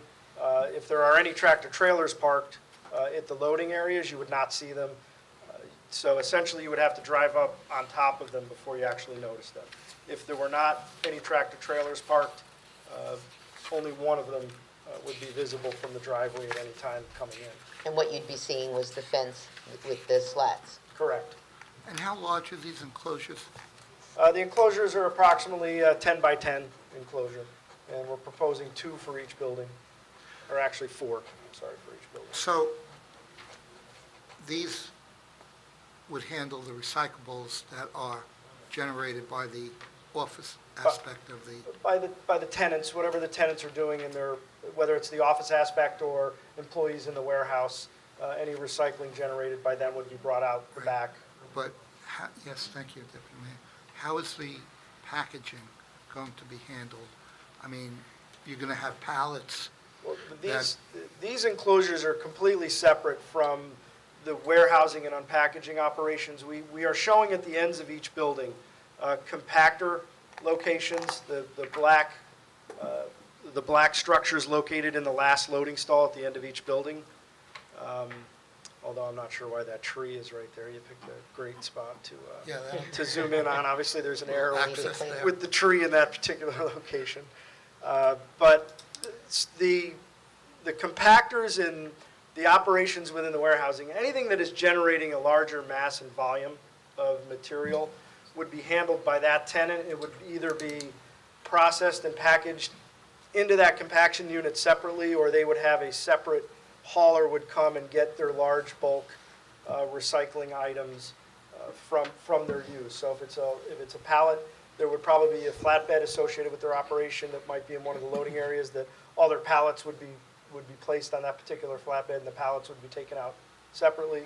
If they've got large packaging waste, if everybody has seen those strapped cubes of cardboard and whatnot that's generated internally, if they're generating a large volume of that again will be handled internally to the warehouse operation and will be handled separately from the general personal recycling materials that we're used to seeing in your typical recycling enclosures. If I could just ask a question, I have more of an issue with the enclosures. Who's managing the pickup and making sure that those dumpsters end up back in their enclosures? Because I have to tell you, on almost every single one of these sites, the dumpsters end up wherever, and they never end up back in the fenced enclosure, and the fence ends up down. Well, there is a condominium association proposed for the property. I believe that it would be the responsibility of the individual tenant, and that if that is not maintained, the association would have the authority to enforce that be taken care of. We'll get more information if that. So you're asking about who's basically managing, maintaining, taking care of recycling, removal, and trash, because basically once making the sure- garbage right. truck comes in and unloads, he's going to just drop it. And the first couple of weeks, he might drop it in the right spot, and then eventually it's going to end up not in the enclosure. So I have a quick question. So you said a condominium association. So this is the applicant is just developing it, and then all the tenants will then become owner through a condominium association? We're proposing to create a commercial condominium. So unless the applicant is like a tenant, they're gone once it's fully developed and occupied? Well, if they are involved in the site, no, this provides the mechanism for making sure common elements like the stormwater is not responsibility of a single lot, but is maintained by common ownership, by the owners in the development. Gotcha. Thank you. So they would take care of the basin?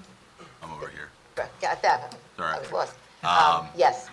Okay. This provides so that no one building or one lot, if you had done a subdivision, this makes sure that there's a mechanism in place to make sure that those things are maintained. Anything that's common area, that all of the buildings would have an interest in and the occupants. And just while we're on the basin, is that basin for the entire project? It is, yes. Okay. Let me ask another question, and I don't know if there's a standard out there, but let's take worst-case scenario. You're offering two 10 by 10 trash. Recycling. Recycling only, they're a separate trash. Well, how big are the The trash units are, if you've looked on the rear of warehouse, you have those large beige or brown compactor units that are actually located at a loading door. They have a very large capacity. Right now, we're proposing 2 for each building. But again, that's just the anticipation. Without having the specific breakdown of tenants, there might be an additional unit brought in for a particular tenant. There could be, if there's 4 tenants in a building, there would be 4 recycling enclosures and 4 of those trash compactor units. Worst-case scenario, our ordinance says that you could have a minimum of 5,000 square feet. So multiply that by a building that's, I don't know, what's your smallest building? Say It 85,000. would require a different recycling for each one of them. Couldn't they share recycling? Yeah, I mean, in the association documents, there could be a shared use. If you get to the smaller units, they would look to share, additional facilities. So 2 or 3 units would share a particular enclosure and a particular refuse pickup schedule. And you feel that's sufficient? It would be set up so that it is efficient, whatever would be required. But is the condominium association or gonna have the ability to say there's gonna be a pickup twice a week, 3 times a week, once a week? I don't think we've gotten to scheduling and how those things would be set up. So the smaller warehouses that we have, I've seen personally trash problems, like they say, pallets come in, cardboard comes in, and much smaller. So the concern is, if we max out this warehousing, what would be the number that's proper for holding this garbage? Because it could be there for 3 days, it could be there for 5 days. See, I don't know that there, and we can speak to your engineer, I don't know that there is a standard, if that's generally part of the approval, if you have a ratio of, demand, because it's going to be related to operation and use.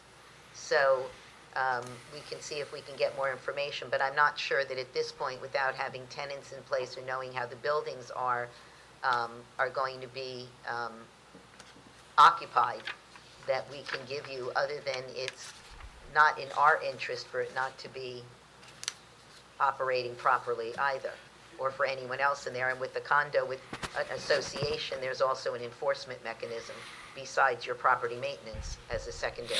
But this, again, because there is this common association, it certainly makes things like that much easier to maintain. But I'm not aware of a formula that relates to how you calculate that. Another way to look at it is, I believe you put on testimony that it is the owner's understanding that there will be no exterior garbage or pallet storage on this site, that it will either be in the proper receptacle or compactor or be stored inside the facility. Did I hear you properly on that? I believe there would be no storage of materials outside. That's the testimony. So if that's the case, then just have that put into the covenants of the condo association and/or part of the deed, and Well, we can make that as a stipulation of the approval. right. I would add a recommendation too. All the pallets have to be heat treated for export and import because of insects. That's a problem. I'm not going to say it's not a problem, but it's not an issue that the municipal land use law allows us to look at. It has nothing to do with our zoning or our land use ordinances. But I guess, I don't know, council, or, maybe your client would know, I'm sure there are certain health code requirements, regarding these things, aren't there?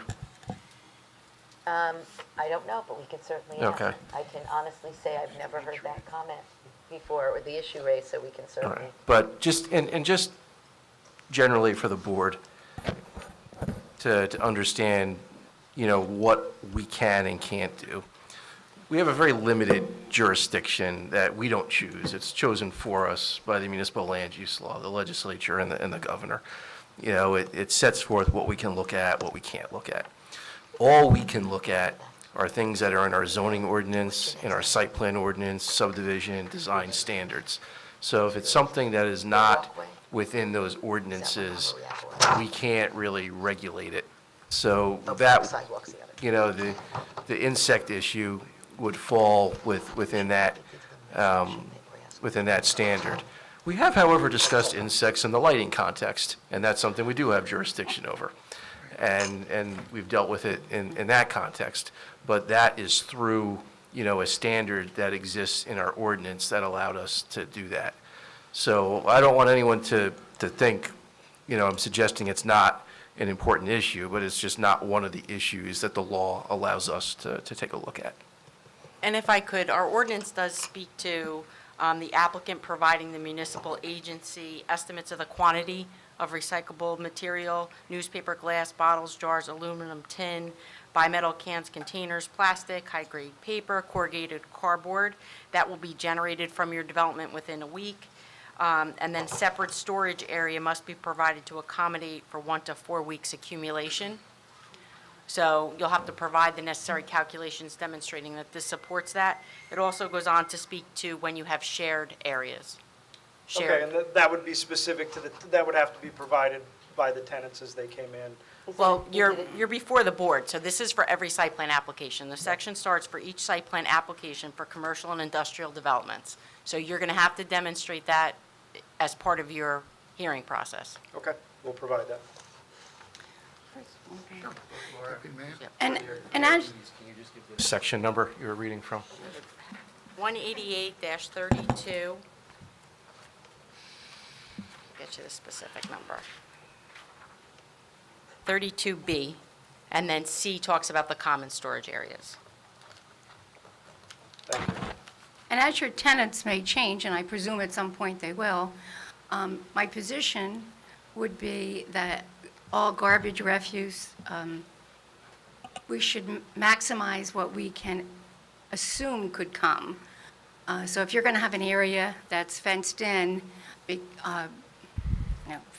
units, 4 units, I think that we should assume that you're full and we need to maximize what could be in those units.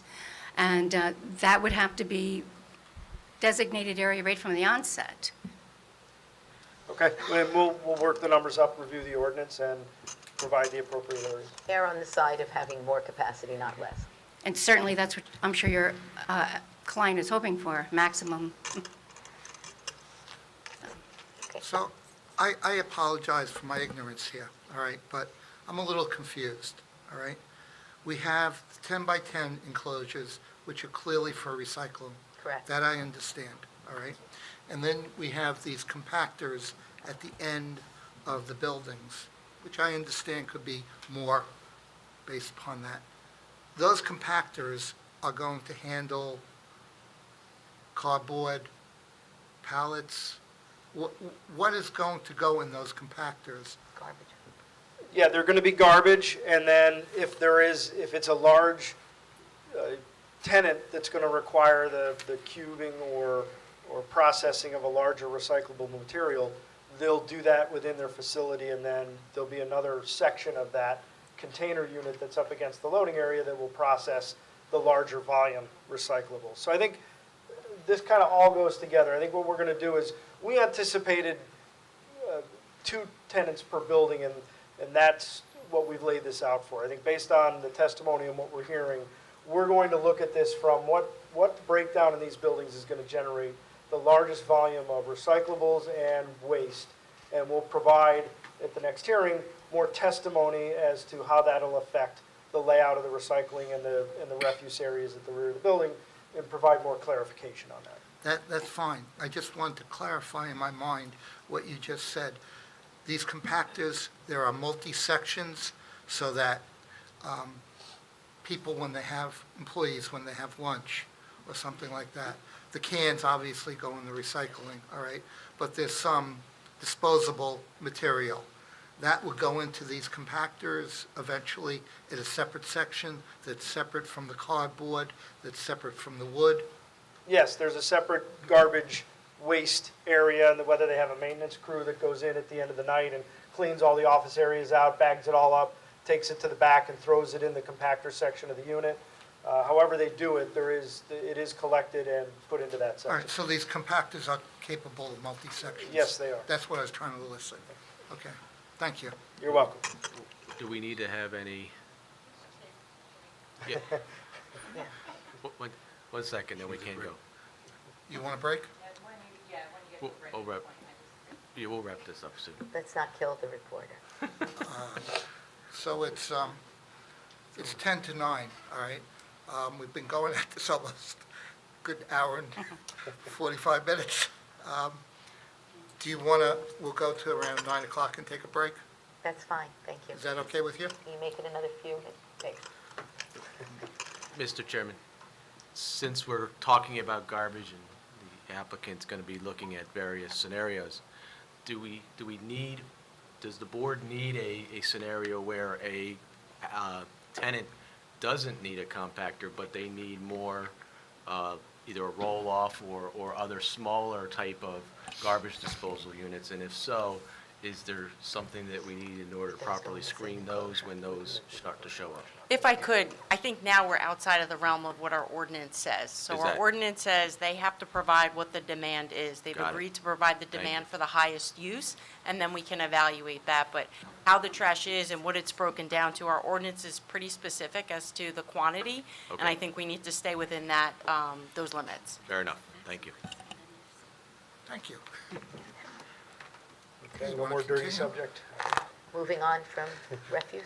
All right, so the next waiver, section 188-193B1, the tree management plan shall have a scale not greater than 1 inch equals 50 feet or less.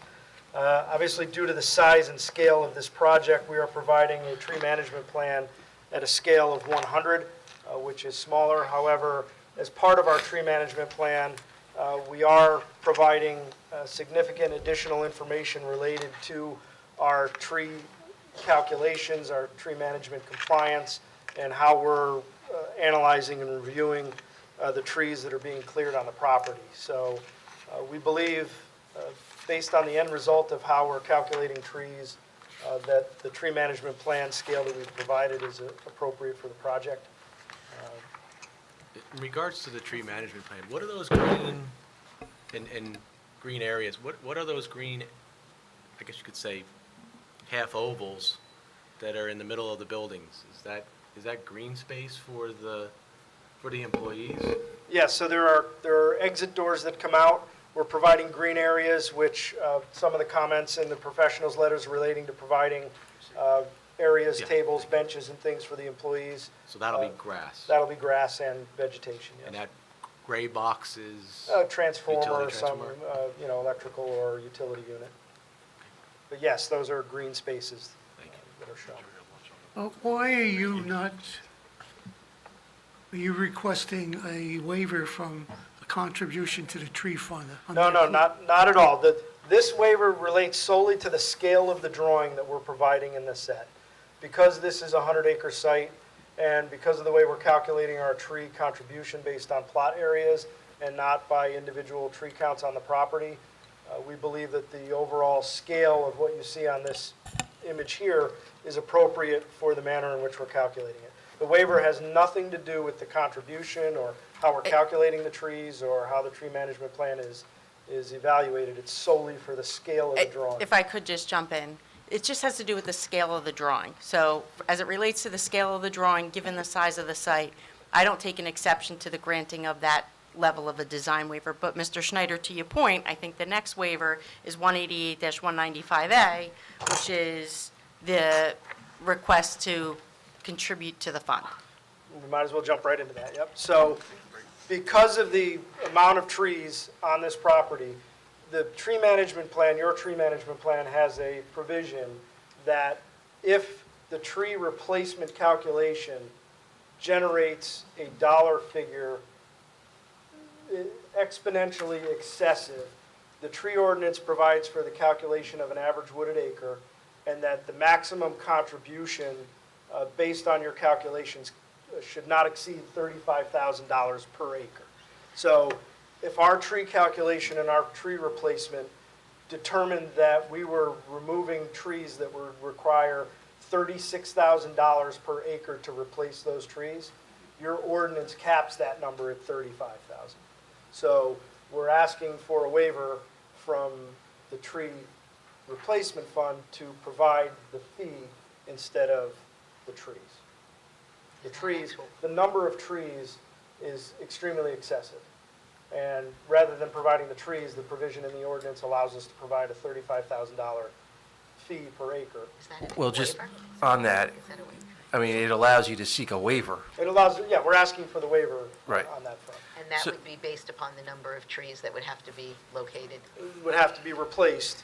So just, you used the word excessive, so I just want to sort of quantify, you know, what it, like at what number or around what number do you think it becomes excessive? Excessive as far as the tree cost? Well, I don't know. You said the number of tree replacement would be excessive, so I want to understand better what that means. The tens of thousands, Of trees, or? yes. The tens of thousands of trees is a large number. The tree replacement ordinance requires, when you get to certain size trees, it becomes a factor of replacement. So a tree of 10 inches in caliper would require 4 replacement trees at 2.5-inch caliper. So based on the number of trees we're removing at certain sizes, the number of trees required to replace them increases at a greater. Well, when you say tens of thousands, I mean, is there a number? Yeah, based on the calculation, I believe we would be required to replace approximately 27,000 trees. And that's in the tree management plan. On sheet 7. On sheet 7, in the top, sheet 7 of Exhibit A3, tree management notes and details. Getting late, my eyesight Need a is going. magnifying glass. Yeah, I've only got the small. They have the small set. Oh, So they're online, there's- they can you'll- enlarge it, they're looking Yeah, she online. can enlarge it if you look. So it looks like the number of proposed 2.5 caliber trees required is 31,383? Yeah, so at the top left, if you go to the top left.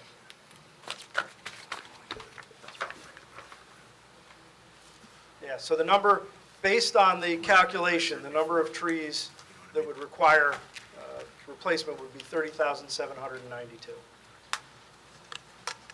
So based Okay, on. but are you requesting a waiver from that whole number, or are you replanting a certain number of trees? We are planting a certain number of trees, and again, it's, if we're replacing 500, it's a small percentage. We would provide the exact number, but again, it would be 29,500 would be the specific number. So you're asking for relief from 29,500 in order to allow you to make the contribution? Yeah, specifically, we were asking for relief from the total number of trees we're providing on site, subtracted from the 30,000. No, that's not correct. I think you were responsible to provide 31,383 trees. You're proposing, I'm just going right off your plans. Yep. You proposed 591, so the deficit is 30,792 trees. That is the deficit, so we're asking for a waiver on that number. Correct, sorry. So I just want to go back to the word excessive, though. I mean, is there like a bright line where, on this piece of property, I'm not going to give them. where you go from reasonable to excessive, or, I'm just trying to understand.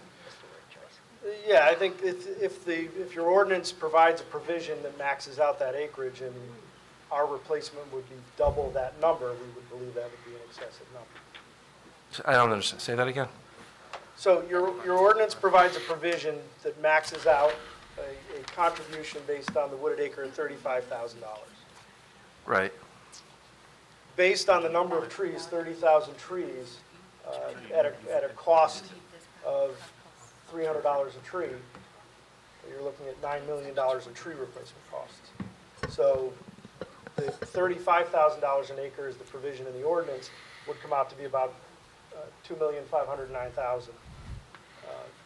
You're saying the ordinance contemplates the fact that they put a cap on the contribution, which may have been to avoid, a takings claim or something, that also means that if you go, whatever number of trees equals 35,000, anything above that becomes excessive?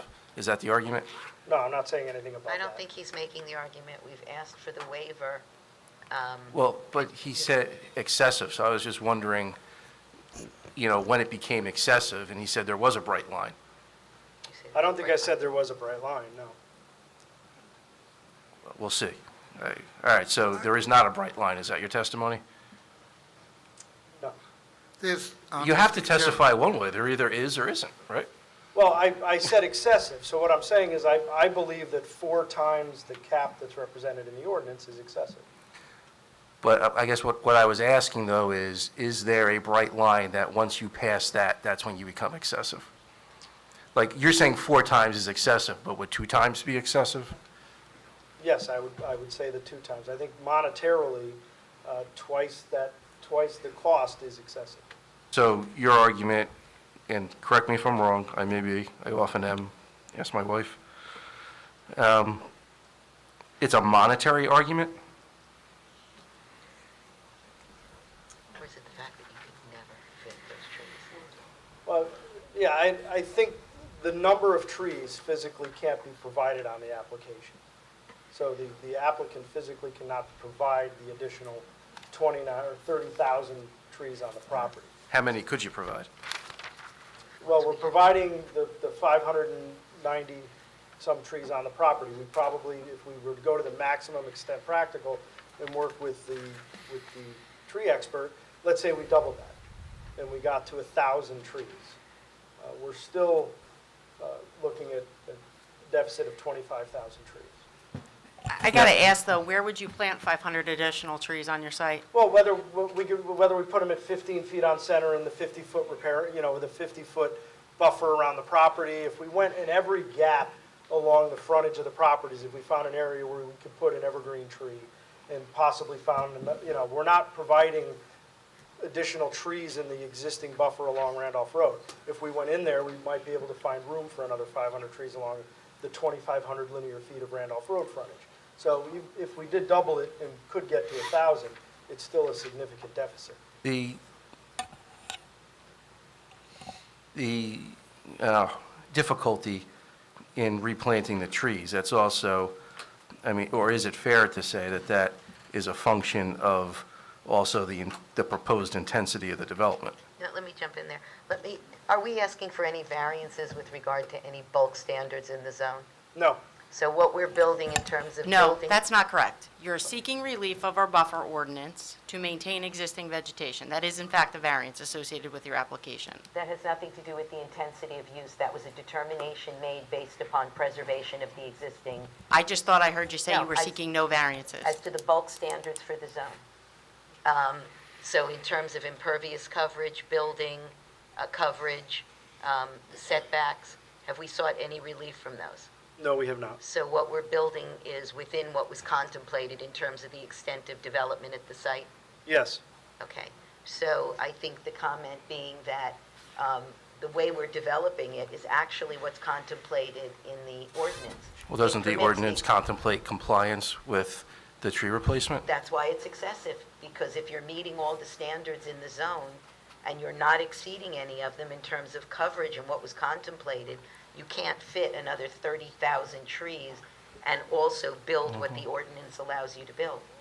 So I'm just trying to, and I have not agree or disagree with any legal argument here, I'm just trying to understand them. Is the legal argument then that if you comply with all bulk standards, which this does not include buffers, then you are, as of right, entitled to a design waiver? You asked why we thought it was, well, the standard for any waiver is impracticability or a hardship. So I think it's impractical to be able to add 30,000 trees to the site while what you're proposing is within the contemplation of the intensity of development. I'm not the planner. We will obviously put in other testimony, but as a practical Well, matter, I know you're not the factual, planner, and I asked him a question. So, I mean, he's our engineer. I It sounds like remember the planner is better that suited. he's been to answer the testifying question. to a design waiver. I wouldn't have asked him if he wasn't testifying to it. We're putting in the record what the waivers are, Okay, what all so, the relief is that's being sought, all right, and so then let's... factually what it is. All right, that's fine. Then you're just identifying the relief. You're not providing any testimony in support of it. To the extent that some of them, if they are engineering within his bailiwick. Let's stick with this one. Okay, The tree replacement, you are only identifying that you're requesting it. You're not providing testimony in support of it. Correct. This All right, this that's started fine. off as the scale waiver. That's and fine. morphed into the, Okay. and I don't want to, with your engineer, if we were asking to reduce the size of the buffer, then I would agree that that would be a variance that went to the intensity of development. I think what the engineer was saying is, you know, it could have been misconstrued, although I don't think it was your intent to have it that way, but it could have been misconstrued that there was no variance relief required. Right. And I think she was seeking to, Clarify, right. Yes. But what I'm saying is I don't want it to appear that if we were asking to reduce a buffer, then I would modify my statement that that doesn't go to intensity. To the extent that our request really has to do with the composition of part of it, then I don't think it goes to the intensity of what's although permitted. your planner will get into all that. Absolutely. All right. All right, can we, Break? can we, because the board's got a lot of questions on this also. So we're going to take a 10-minute break, and hopefully that'll give you enough time to recharge. Thank you. I should have had some seared eye. The board will now take a recess. I'd like to reconvene the Howell Township Planning Board meeting. Eileen, can we just call the roll again? Sure. Mr. Dorado? Here. Mr. Husser? Here. Chief Kudrick? Here. Mr. Nacastro? here. Mr. Schneider? Here. Mr. Tannenhouse? Here. Mr. Seaman? Here. Deputy Mayor O'Donnell? Here? And Chairman Nash? Present. Yes, everyone's still here. Yeah, nobody bailed on me. Nobody failed. Okay, we're in the middle of tree discussions here. Okay, unless we're done with the tree discussion, then we're going to move on to the next waiver. And the board had questions, I think you indicated. Yeah, to be honest, my own personal opinion, I haven't heard any testimony that would support your request for a waiver, other than you don't want to pay the $9 million, you only want to pay the $2.5 million. Well, I think she said he was just identifying the waiver, and the planner was going to provide testimony in support of it. Is that the case? Yes, that's what I said. Oh, okay, I'm sorry, I didn't understand that. And I think I did put in the record that we are compliant. We are not seeking any variances except for the buffer, which is not a reduction in the dimension of the buffer, but merely the composition of the buffer to maintain the existing trees, some of the existing trees that were determined to be worthwhile to preserve. And so we simply said that 30,000 trees on the site would preclude developing the buildings. Well, And the counsel, buildings are what you're arguing. with all due respect, I'm testifying as a planner? yeah, But it sounded good. Thank you. Okay, then that was what, we All were right, ready to fine. move on to our next waiver description. Yep, All right, the next waiver, section 188-225G, requiring public access and sidewalk within the right-of-way. We have not shown sidewalk along Randolph Road and the roadway frontages due to the industrial nature of Randolph Road and this development, and there being no other sidewalk within the area. We did not think it was appropriate for this frontage, so We haven't provided it on the plans and asking for a waiver from that section. Next. Section 188-226F states that all off-street parking and loading areas shall be separated from walkways, sidewalks, streets, or alleys by curbing and other protective devices. We talked about this earlier where we indicated that we would be providing the structural features on the building. And the architect can speak to that additionally. Section 188-231C relates to corner lots having no more than 2 freestanding signs or wall signs. Clearly, with the 5 proposed driveways along Randolph Road, we believe providing a monument sign at each of those locations, providing identification as to the tenants in the buildings would be appropriate. Again, I'm just identifying that we're looking for 1 monument sign at each of the driveways for a total of 5 signs, where the ordinance permits 2. And then for the wall signs, we're proposing to put 1 building identification number on 2 corners of the building, so essentially 2 wall signs on each of the buildings, not a tenant identification sign, but just a building number sign to identify it as building number 1, building number 2. We're proposing 2 of those on each building, so we would be proposing 18 wall signs essentially. But again, those signs are not tenant signs, they're strictly just a number sign for numbering each of the buildings. So those are were the waivers initially identified. There were some additional waivers that were identified in your professional's report. An additional one was 188-106I1, which indicates that off-street loading and maneuvering areas shall be not be located in any front yard. When we changed from the office building in the northeast corner of the project to a smaller warehouse building, that resulted in the loading area on the eastern side of the building now faces towards a portion of Oak Glen and Brook Allenwood Road. We're asking for the waiver as we are providing the 50-foot buffer along those 2 roadways as well as additional landscaping behind that building. So we are requesting the waiver from that loading area essentially being in a front yard. A waiver that was identified in the report's 188-107. Loading spaces are required to have a minimum depth of 60 feet. I wanted to clarify this. All the loading spaces adjacent to the buildings are 60 feet in depth. The trailer parking stalls, the stalls that are within the parking fields between the buildings, so all of those along the buildings are 60 feet deep and comply with the ordinance. The stalls that are in the parking fields where the trailers will be parked are 55 feet in length. We don't believe that those are categorized as loading spaces, as no loading will occur in those locations. They are strictly just for parking of the trailers. So we believe that all the loading adjacent to the buildings are designed at a 60-foot length. So if it is determined that the trailer parking stalls are to be considered loading stalls, we would request that waiver. Can I just interrupt you for a second on that? So if we go with a WB 67, which is the maximum permitted vehicle right now, from the nose of the cab to the back of the trailer is obviously a little over 67 feet, all right? If you have an operation where a trucker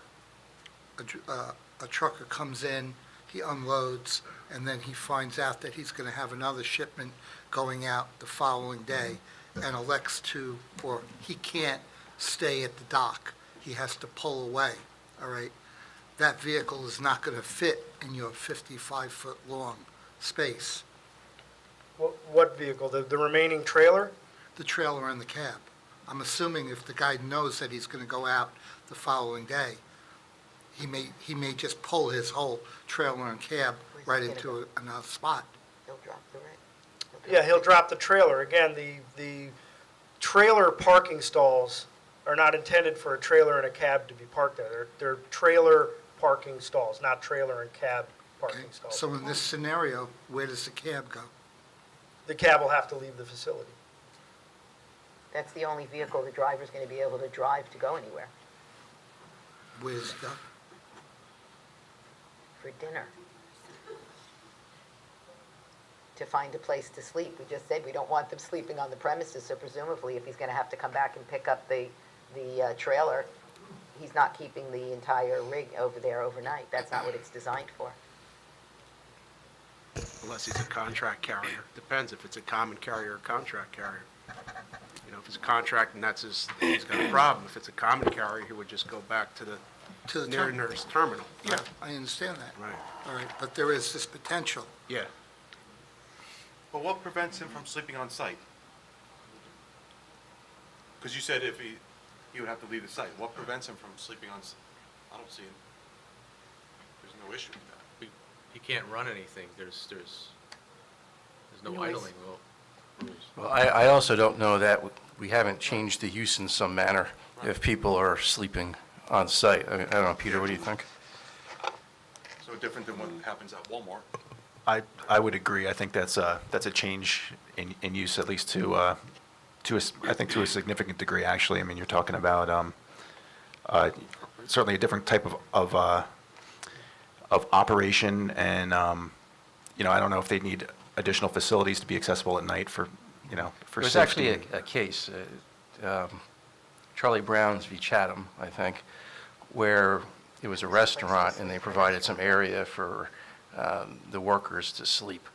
And the court found that that was not like customary and incidental to a restaurant use, and it wasn't permitted as another principal use. So I think they would run the risk of having, another principal use on the site if they did that. What would be the difference between this site and Walmart where it's allowed?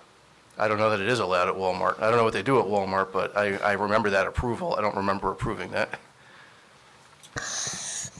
But it's the fact of the matter is, whether it's allowed or not, this is a potential that could happen. Nothing prohibits you from sleeping in your truck.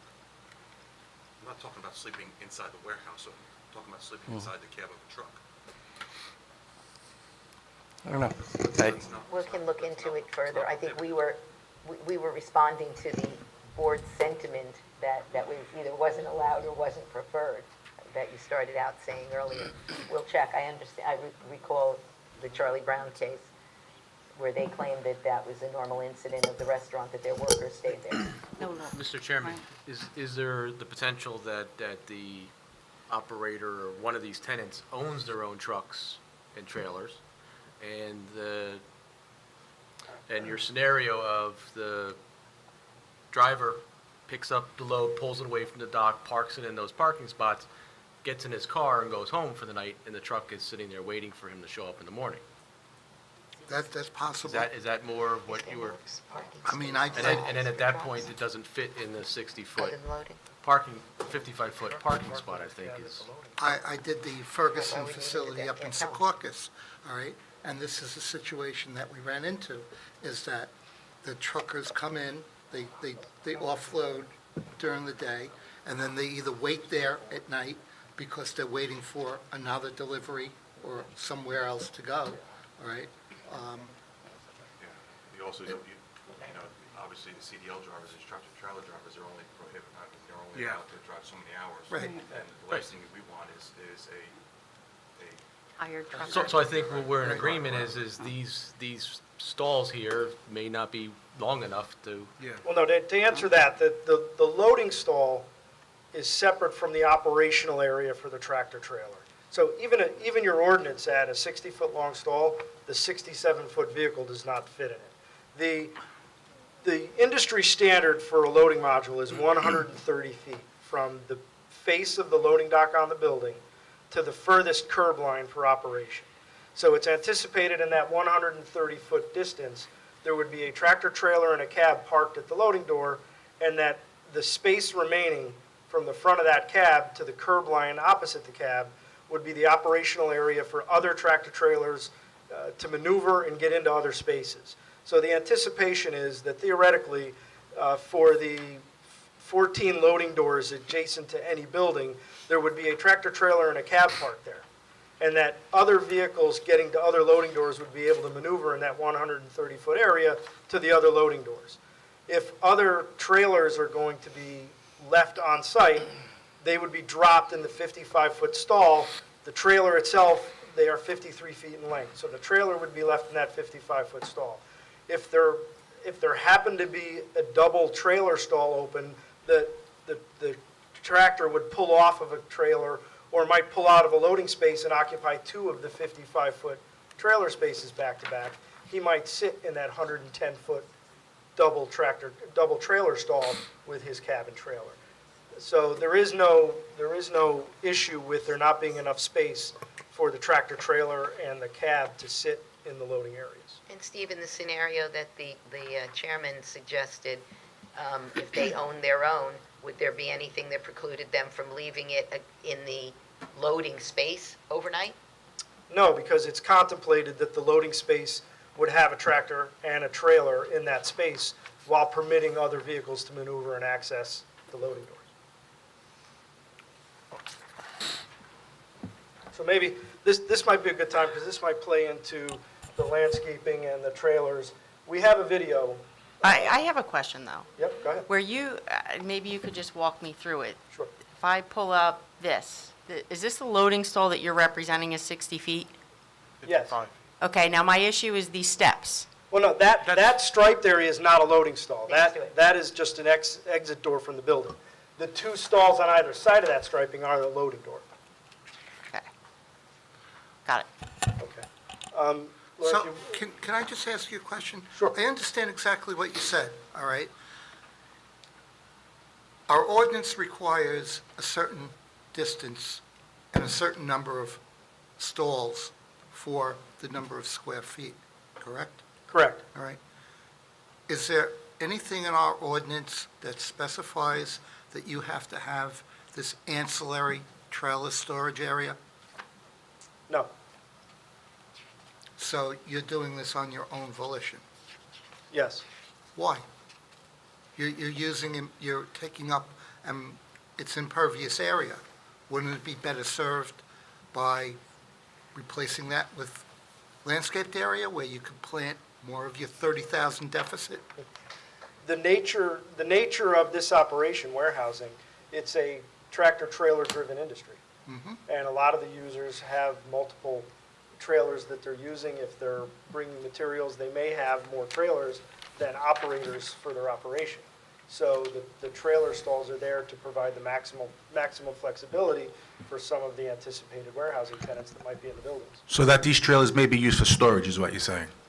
No, we're indicating that outside storage will not be permitted. No, but the trailers are going to contain. Why are they parked in these stalls?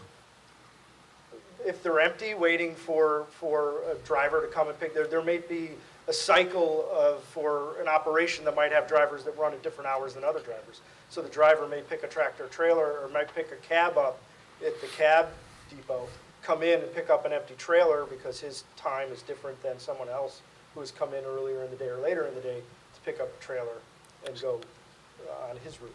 So your testimony is that these trailers won't be in a store for more than a day or two? Yeah, we would not be storing material in these trailers for an extended What about period just of storing time. the trailer? The trailers will be parked there, but it's not trailer storage. It's- No. But we still have an ordinance that says about trailers being parked on site for an amount of time. We'll check the ordinance. We'll confirm what the ordinance permits and verify See if that. we're able to comply or if we need to ask for relief from it, but we will check that. That would lend itself to what you had said about one of the tenants having their own fleet of trucks there, which I would guarantee that they would, because that would be another way to generate revenue. You're not using a common carrier, we have our own trucks, so that definitely would apply to what you said before. So the issue is, though, is that this is just an arbitrary number of parking spaces. We don't know if it's going to be adequate. And I can appreciate what you're saying about if it's a cab and a trailer, they'll use the 110 to just lay over. I'm just, I have a concern in my mind that we don't have enough parking for the trailers, or for the combination of the cab and trailer, I should say. And I'm asking you if there's any references that you can cite, studies that you can cite.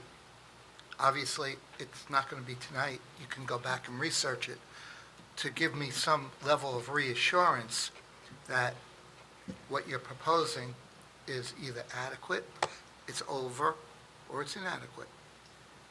We will provide that information. Also, may I? Sure. Also, you were talking about, as you phase in this project, there would be someone on site to ensure that things are being done properly, and I would assume for some security measures as well. Was that correct? I didn't say that there's someone be on site. I said there would be a common management through a condominium association. I didn't make any representation about who would or wouldn't be on site. So there was no reference to someone being able to be there in the overnight hours? For some reason, I had the impression someone would be there while they're phasing in the different areas of your project. Someone would be overnight staying there to ensure that the project is being done properly or to the expectations of the application. Did I misunderstand? I think so.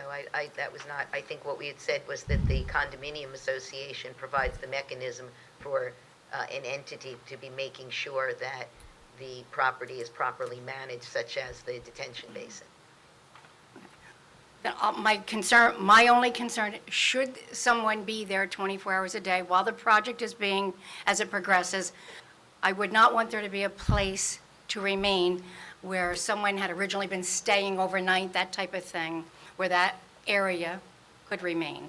Should that occur while the project is progressing, that area would have to go away. Okay, let me see if I understand. In the event that we have security, someone there during construction, that would not get, which we have not proposed that I'm aware of. I don't know what industry, what is normal in the industry for that.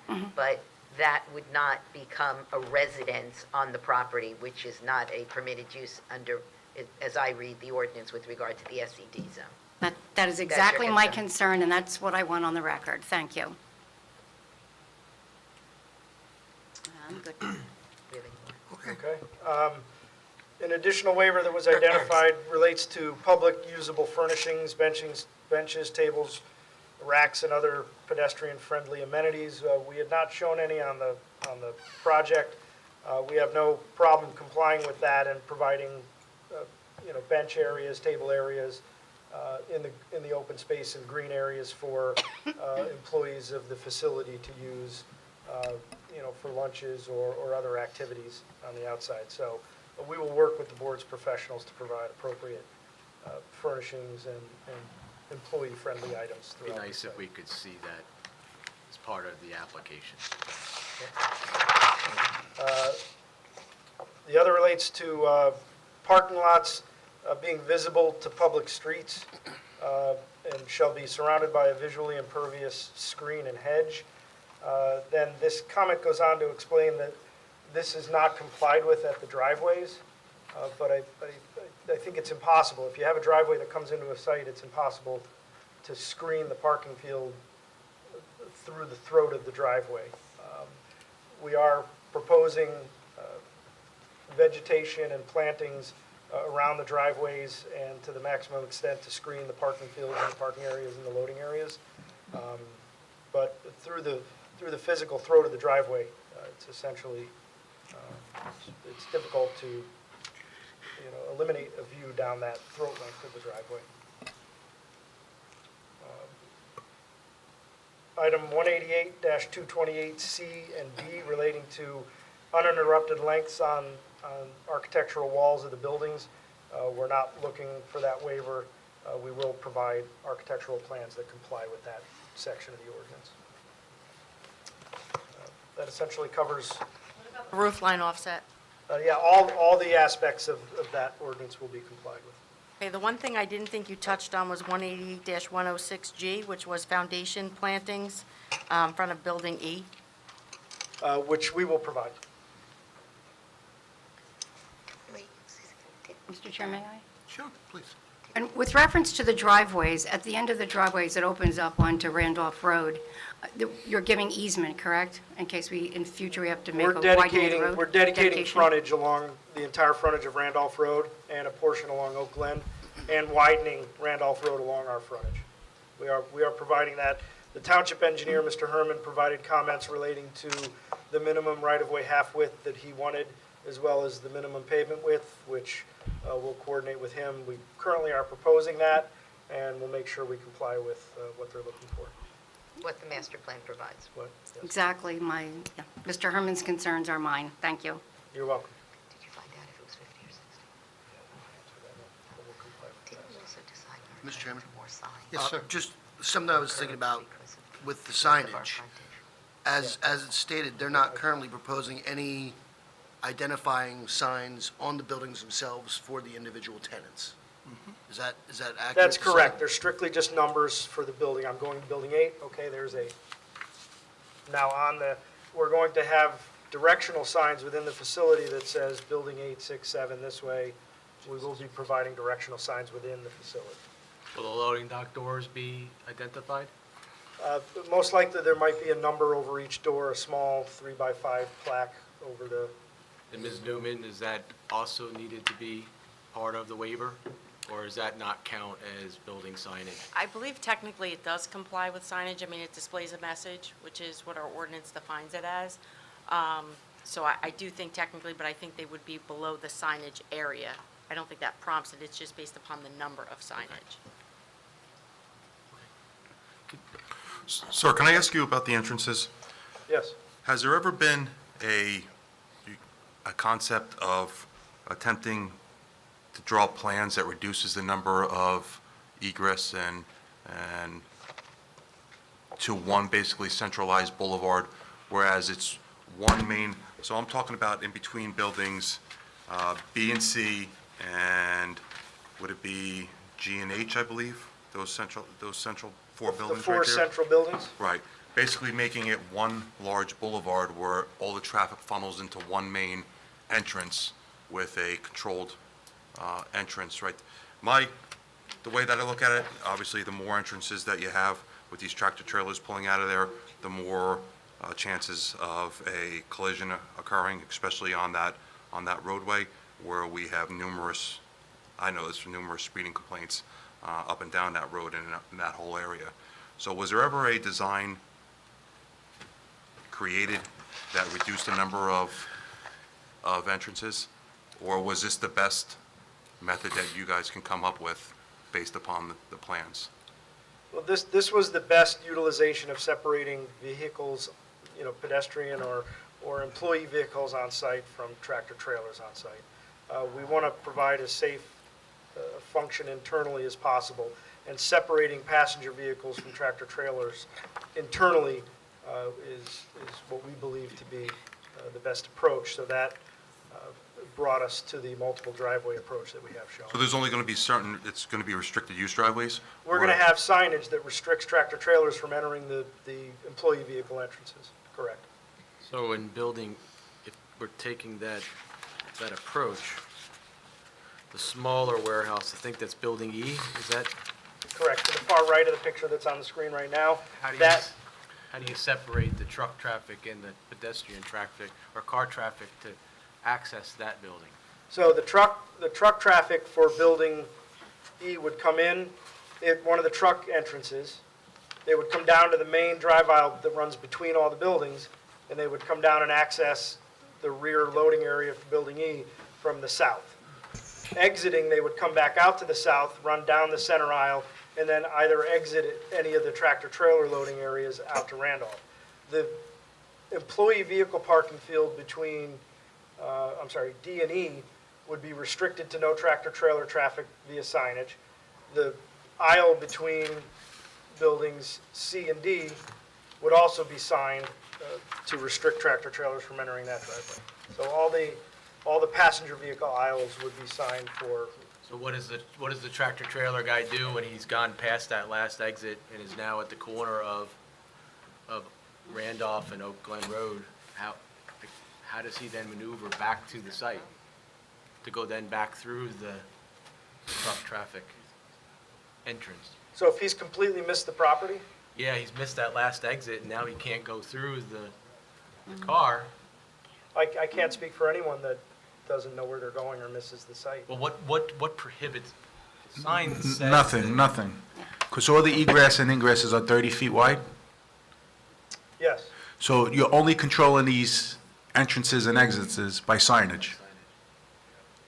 Well, by signage and radii. So the radii coming into the employee vehicle areas are going to preclude an easy access for a tractor trailer. So where the employee vehicles to the right of that picture, where it's only employee vehicles coming in, the tractor trailer, he's going to identify immediately he doesn't have enough room to make that turn without going over curbs and vegetation. From a planning standpoint, I have a concern with that because I can see a scenario where a truck driver tries it and then doesn't make it, and now we've got Randolph all backed up. Because they have to then back out of that space in order to correct that movement. Or they take out all the vegetation and whatever else trees they've got going on there. We'll get our traffic. We Yeah, may we'll want have our traffic individual look at that because that becomes extremely exacerbated in the other scenario of having limited driveways. If that happens at a limited driveway, it makes the backup and the congestion even worse. okay, so that'd be more of a planner and. Oh, we have a traffic consultant. Yeah. Bring on. When you come back the next time, all right, I think the consensus and the chief raises a good issue. Could you provide us with a concept that showed only two egresses off of Randolph Road that are wide enough to accommodate both the trucks and the cars, and have a boulevard, if you will, or something parallel to Randolph Road, similar to what you have all the way on the right, so that we reduce the number? Yeah, or even split those in between the buildings B and C and G and H. Maybe split that, have a main boulevard there with multiple lanes, and then just have a centralized roadway, going, what is it, east and west? Is that what I'm? Yeah. Yeah, going east and west where they traverse. I think that might be a better concept. The five entrances and exits along Randolph Road is definitely concerning. So you're suggesting we bring the employee vehicles and the trucks together in the same driveways? Yes. Yeah? And Chief, I also think that last driveway is real close to Randolph and Yeah. Oak Glen. That So gets- that gets very because busy. for the most part, some of these entrances are going to be mixed anyway, right? So these the two entrances in between A and B, right? It looks like they're going to be mixed. And down between C and D, looks like they're going to be mixed as well, correct? Well, no, the Well, drive- I see what you mean. Okay. Yeah. So right now, the way we have it laid out, we've completely separated passenger vehicles from tractor trailers. Right, and Right. this is a warehouse operation, which is very shift-driven, all right? So you're going to have the employee turnover at a little before 7 o'clock in the morning and 3 o'clock in the afternoon. And during the rest of the day, this is going to be primarily truck movements in and out. That's the way the warehouse operation works, all right? So I don't see the benefit. I can appreciate what you're saying, but to separate the vehicles for a very, very limited amount of time and to create extra driveways, I don't see the benefit of that. Because in that essence, you're restricting the truck traffic, but you're not restricting the vehicle traffic. So the vehicle traffic can turn into the truck entrances and exits, correct? They can, but we're Right. providing three tractor trailer entrances. Right. Three distinct, separate tractor trailer entrances. Right. So we're giving three opportunities for the tractor trailers to come off of Randolph Road and get into the site without Right. intermixing with passenger vehicles. I get that, but the passenger vehicles can turn into any one of those driveways, correct? Yes, they can. Right. So you're still going to have potential mixing anyway as a result of the standard passenger vehicles turning into the truck, correct? Yes. Right. All right. Chief, are there any restrictions on Lakewood, Allenwood Road, or Brook Road for weight? Weight restrictions, bridges? I don't believe so. There might be on Lakewood, Allenwood Road. I'm just but I'm not concerned they missed that turn Yeah. completely, and now you got a tractor trailer, just, where's it going? If they can't get down that road, Well, it's not allowed. We haven't even gotten to Mr. Herman's report yet, so, and I think there was some comments he had in that report about limitations and which roads people can go and go Right. down, not go down with trucks. And I think that's more appropriate for the traffic danger.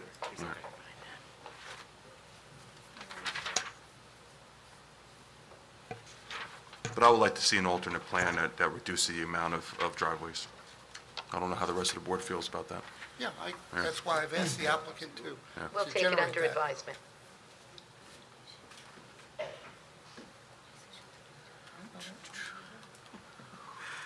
Can you give some testimony as to the pitch of the aprons in front of the loading docks?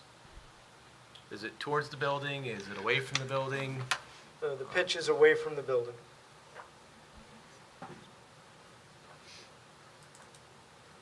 And if it's away from the building, is there a concern that if they don't properly chock the wheels, that the trailers could come out into the drive aisles? The slopes are less than 2%. They're very shallow slopes. So Could you be more definitive to the question that I proposed? the design is in general conformance with the industry standard for loading docks. So the answer would be no, we wouldn't have to worry about trailers sliding off into traffic. Right. Is that true? Is that the test? Yes, that's Okay, true. thank you. So then I'm understanding from what you're saying, and this might be more appropriate for the architect, the height of the loading dock itself is going to be different than the floor inside the building. No, the loading dock height is at the finished floor level.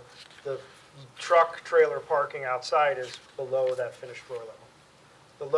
The level of the passenger vehicles on the front of the building is at finished floor level. The loading docks, the parking level is below the finished floor there, so that the trailer is flush with the finished floor. So all the buildings, then, you have to have steps up if you're an employee to enter the building. From the rear of the building, not from the front of the building. I just want to pose this question to the board. Is there any reason for us as a board to be concerned about how they're going to deal with snowfall and where the snow may be accumulated and still allowing proper traffic and movement through the site?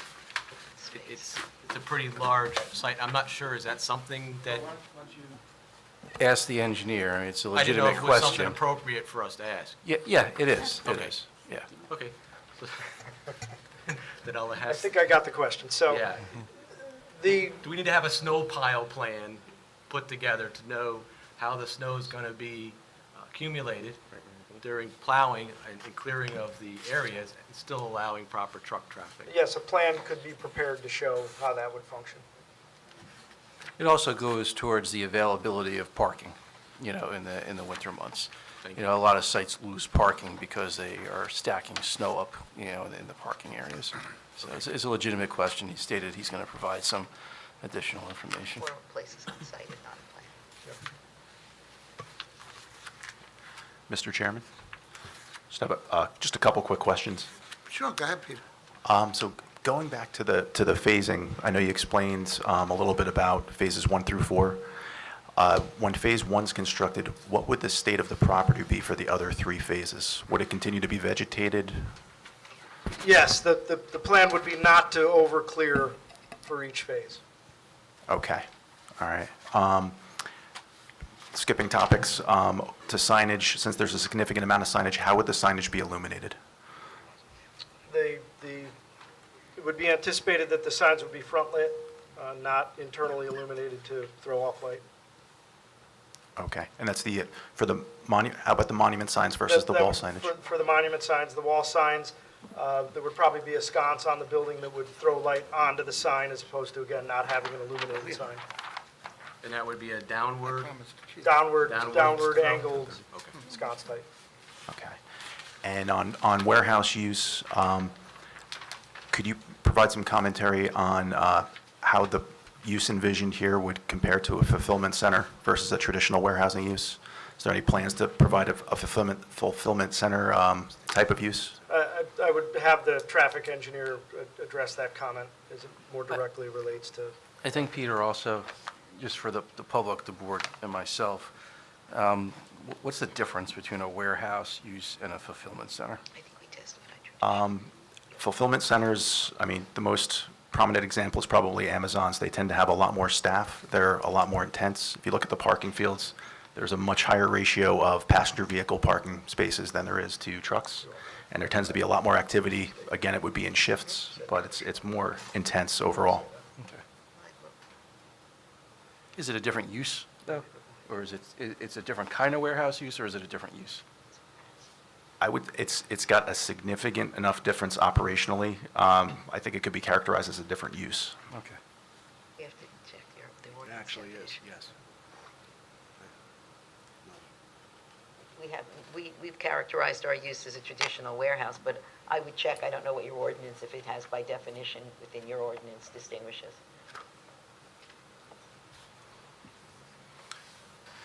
I'm sorry, I might have missed it during his testimony, but what is the number of parking spaces being provided as opposed to what our ordinance requires? I believe your ordinance requires 704 parking spaces, and we're providing 706. So we are not exceeding, significantly exceeding the ordinance. Yeah, 704 required versus 706 proposed. That's vehicle parking. Vehicle parking spaces. Okay, and what does the ordinance require, if any, for the truck parking? The truck parking spaces actually require 42 spaces where we're providing 234.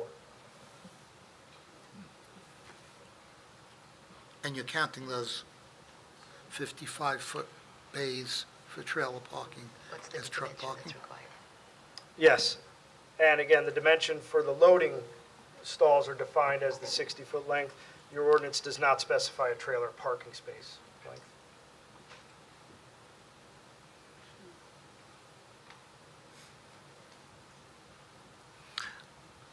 Ms. Newman, does our ordinance take into account any of the shift change parking demands?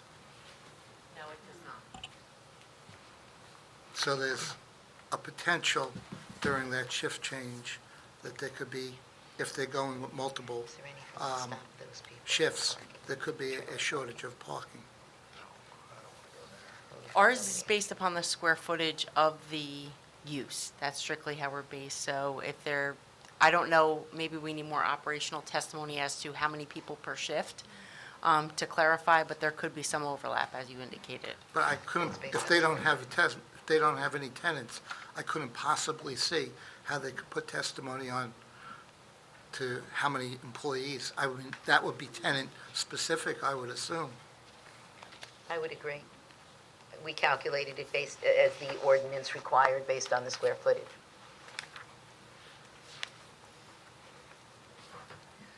Can I ask, whether it's your civil engineer or your traffic engineer, I know ITE has parking standards,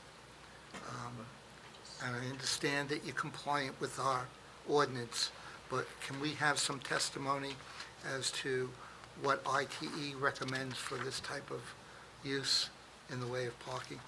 Well, when I heard ITE, I immediately thought traffic engineer. So he will provide some more appropriate testimony on ITE and those standards. But of course, our obligation is to meet your ordinance. I understand that. I want to see if there is a deficiency. I understand you comply, all right? I'm just concerned about the operational aspect of it. That's all. I have a couple questions, I think. I just want to clarify. I don't know that when we looked at this application, we contemplated that you were going to be storing trailers on the site. And what I heard before, I know you were directly asked whether they would move every 24 to 48 hours. And I think you said, well, yeah, but we could keep them there too. So do you know? Because I don't know that it's been clearly defined that you're going to be storing trailers on site. And if so, how that correlates to the ordinance. we'll review the ordinance as it relates to the storage or parking of trailers and provide additional testimony to that regard. Essentially, we'll look to comply with the ordinance, however it states on that topic. Okay. I mean, then I think you might have to look at your whole layout. Built the trailers, those are parked there, but they have the wheels, we're not stacking up trailers. No, we're not storing. So that's what I think. Mr. Chair?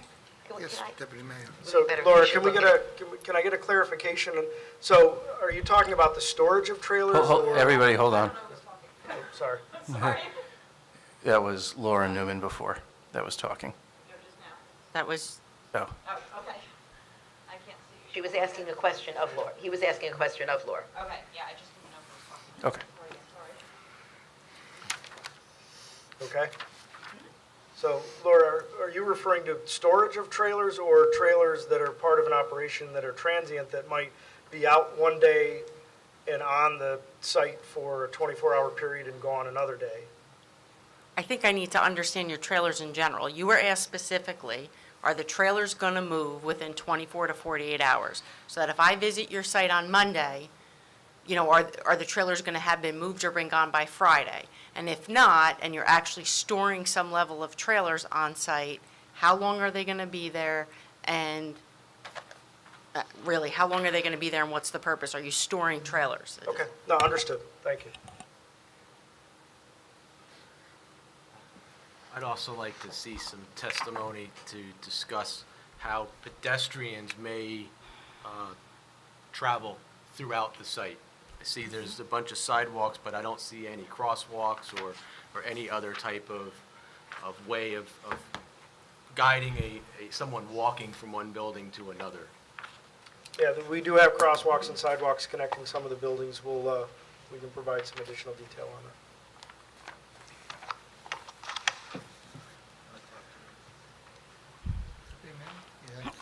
One quick question, and it's for our attorney. I just want to be clear. When applicants meet the obligation of an ordinance, should an issue ever arise where actually the safety of people trumps the ordinance, are we permitted then to take the issue of safety and ask for an additional something above the ordinance to ensure that the safety is, I'm talking about, there could be an extreme case, I'm talking life and death kind of safety, obviously. Well, safety, safety. You can do that only with regard to like egress and ingress to the site, where if you find that, it's very dangerous or lethal, despite the fact that the applicant may comply with ordinance requirements, you can require something more, you can deny an application based upon that. With regard to anything else, it's assumed that that was taken into account when the standards were created. Would that be especially true of RSIS standards? That is explicitly in the RSIS, that it is the minimum and maximum that is required. And one of the most common discussions about it is with fire trucks, that, Right. Fire trucks get in and, they can't turn around, and the RSIS doesn't care. Basically, the RSIS says they have, a reverse gear. So the RSIS pretty much is the best example of where the municipality has the least ability. However, the municipality or a board can ask, certainly, and can prevail upon an applicant, and they can enter into agreements to exceed the RSIS standards. It's not uncommon, but it's not something that the board can mandate. But egress and Egress and ingress. And ingress is yeah, certainly if there's something to testimony that is of such a dangerous level, that's something that you can require, something more, or even deny an application. Yeah, I just wanted that to be clear, so we know what to anticipate should we run into that. Thank you. So, Mr. Cucchiaro brought up an interesting point. Obviously, if the site is designed for a WB 67, a fire truck can ingress and egress and circulate on the site. One of the things that we asked the applicant is, we asked the applicant to meet with the fire chief of the first responding house to see if the layout of the site is adequate, that he can get his vehicles, his equipment to fight the fire, how he would think that he would have to. Chief, That's not an 19 unreasonable Forest? request. All right. I'm sorry? It's not an unreasonable request. Right. The Ramtown Fire Company is the first responding company for this location. I would ask that your engineer meet with the chief of the Ramtown Fire Company. Now, this is different from comments that we had gotten from our fire commission. All right? These are, I want to have from our boots on the ground individual that he's okay with the layout of the site. We'll absolutely meet with the Ramtown representative, yes. Oh, also, Mr. Chair, just before I Just forget, whether he's okay with and I might, on the RSIS, I just also wanted to say, this is not a project where that would apply because it's not residential. Correct. So I just want to, before I forget this, before I Like an forget. example that would. No, I understand that, Give but I us just. a little credit up here, you know? Yeah. Thanks, Ron. I give you a little credit. All right, board got it. Is that the extent of his testimony? You didn't do the turning movement for the fire. That Mr. was Chairman, you may want to, traffic. Or I think I addressed everything in your letter. Was there anything I missed? Yeah, I don't know what your process is. Do you go through all the letters? Is that the next step in this, to go We through? would ask that he would review the engineer's letter.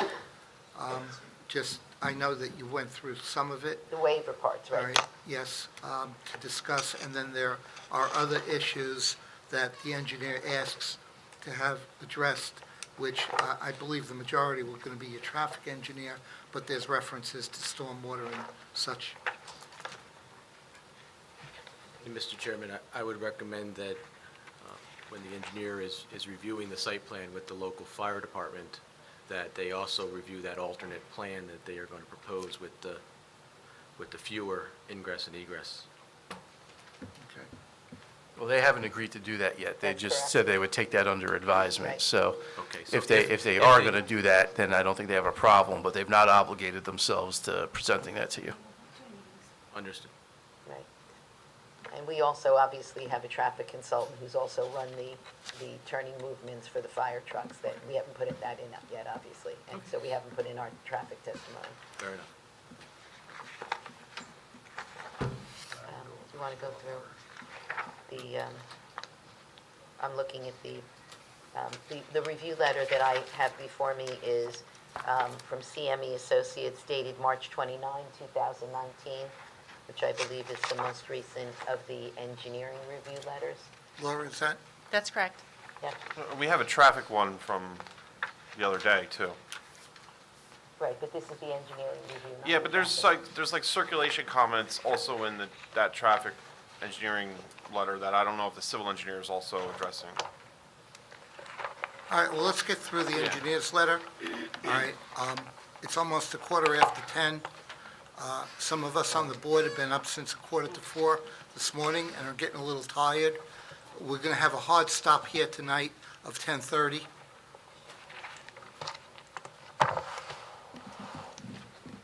So obviously, this witness is coming back. We still have the opposition attorney, and we still have the public who can ask questions of this witness.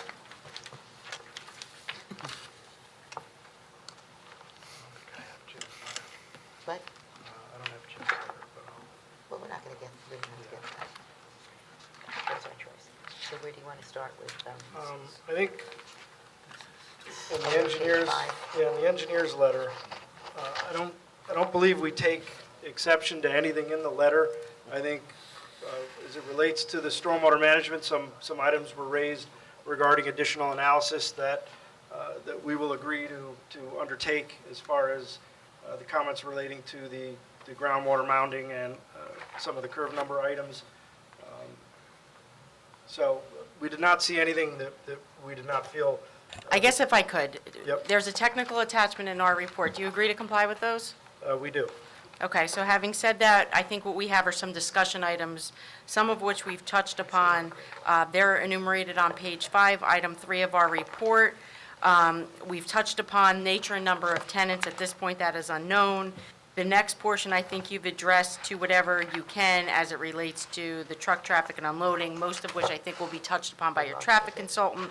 Item C, as was indicated by Mr. Winkowski, we have a supplemental or more updated traffic report, and I think the traffic consultant would go through that. As it relates to item D, the stormwater management of the site, while you've agreed to comply with our technical comments, does the basin comply with all DEP standards relative to quantity, quality, and recharge? It will, based on changes that are made as a result of some of your comments. And I think we've talked about signage. Ms. Newman, can I just, is the basin a dry basin or a wet basin? It's a dry basin. And how deep, what's the maximum difference in elevation between the top of bank and the floor of the basin? The top of the spillway or the top of a slope coming into the basin? Top of the slope of the basin. There are slopes that are I'm looking for the height differential. about 18 to 20 feet. So this basin is surrounded by what type of protection? 18 to 20 feet? Well, on the northeast corner, there's a large 3-to-1 slope. The wet volume depth of the basin is only about 5 or 6 feet. But due to the depth at the northern end of the basin, it is about an 18-foot slope at 3-to-1 up to the elevation at Oak Glen Road. But the basin itself, the operational depth of the basin, is only about 6 feet. Okay. What type of protection are you putting around the basin? We would look to propose a split rail fence with a wire mesh. Okay.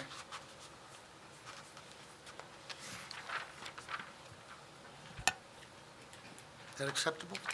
Yes, I accept that. And is that, where that, since you guys started talking about that, on the southeast corner of the site where that truck traffic can make that turn, is that need some additional, the heavy-duty guardrail? We are providing guide rail in those You are curved in those- areas those on the top bank. Okay. All right, Laura, you want to continue? Yeah, so the next comment talks about the signage, and I defer a little bit to Peter on this, but there's a lot of signage proposed as it relates to the application. One at each access drive, that's 5 signs just there.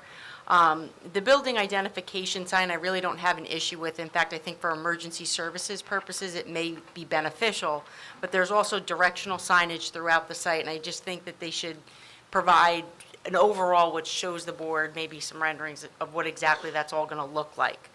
The next item that we had talked about the phased construction. While we spoke about that a little bit, and there is a phasing plan submitted, but there's utilities, landscaping, lighting, the timing associated with all of those, and how, I think what was indicated before, you wouldn't clear the whole site in one, but we want to make sure that the detention basin is built in Phase 1 in its entirety, and we look at the extent of utilities, which would be done in Phase 1. So Phase 1 would consist of buildings E, F, and I, the 3 rightmost buildings, the entire stormwater management basin, the complete improvements to Randolph Road, the complete improvements to Oak Glen Road, the installation of the sanitary sewer facilities within Randolph Road, and down to the Ocean County trunk line to the north of the property, and the installation of the complete water main loop from County Route 547 along the frontage of Randolph Road, down Oak Glen and down Brook Allenwood to Lakewood. That would all be constructed under Phase 1 of the project. Additionally, the water mains would be brought into the site from Oak Glen, and the sanitary sewer would be brought into the site from the intersection of Randolph and Oak Glen, and essentially terminated at the western boundaries of the loading areas for the 3 buildings that were constructed. The utilities would be installed at the nearest upstream manholes for sanitary sewer and the nearest upstream hydrants for the water to provide blow-off points. But essentially, it would terminate at the loading areas for Phase 1, and then those utilities would be continued to the west as the additional phases are constructed, with the final loop within the property being connected to the northwest corner of Randolph Road under Phase 4. So while I appreciate the testimony, I think the plan needs to be updated to include some of that. In addition, when we just cut off Phase 1 from Phase 2, how we're going to grade that, what your limit of disturbance is going to be, and how you're going to grade it. When we go from 2 to 3, how you're going to cut that off and grade it. Because there's, they're going to have to function, and then if you're going to leave the rest wooded, I think that there's some additional detail that needs to be provided on this. Okay. Ms. Newman, I would also add to that, I would recommend that we see a plan like that, because I have some concerns that if the entrances and other infrastructure that's required to support the remaining buildings isn't going to be built into those future phases, that means more disturbances for gas lines and such to Randolph Road, and I don't think that, me personally, I don't like when roads get opened more than once, because then you end up with the little rumple strips, and then it ends up becoming a maintenance nightmare. I think that all utilities and infrastructure for the site should be installed, including any of the ingress and egress areas up to a certain point, so that there's no more disturbance to Randolph Road. I would agree. And then the final comment we have is compliance relative to standards of performance, noise, glare, pollutants, flammable, hazardous materials, solid liquid waste. A lot of this refuse management we had spoke about earlier. I think you agreed to provide, comply or provide the supplemental information. Correct. That continues, and I think this was also agreed to provide some supplemental information on as it related to the outdoor storage of material and equipment. Correct. But there would be no maintenance of vehicles conducted on site. Correct. No dismantled trailers or parts. Correct. Thanks. You're welcome.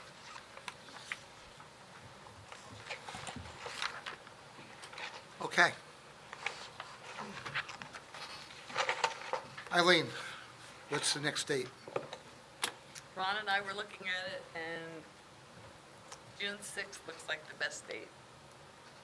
We have a couple applications on that night, Mr. Chairman, but I don't think I don't want to jinx us. They don't seem too controversial, but you never know who's going to walk through the door. One is New Jersey Natural Gas, and the other is New Jersey American Water. Laura, do you think there's anything too intricate in this?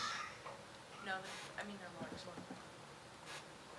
So we can make you the third application that night.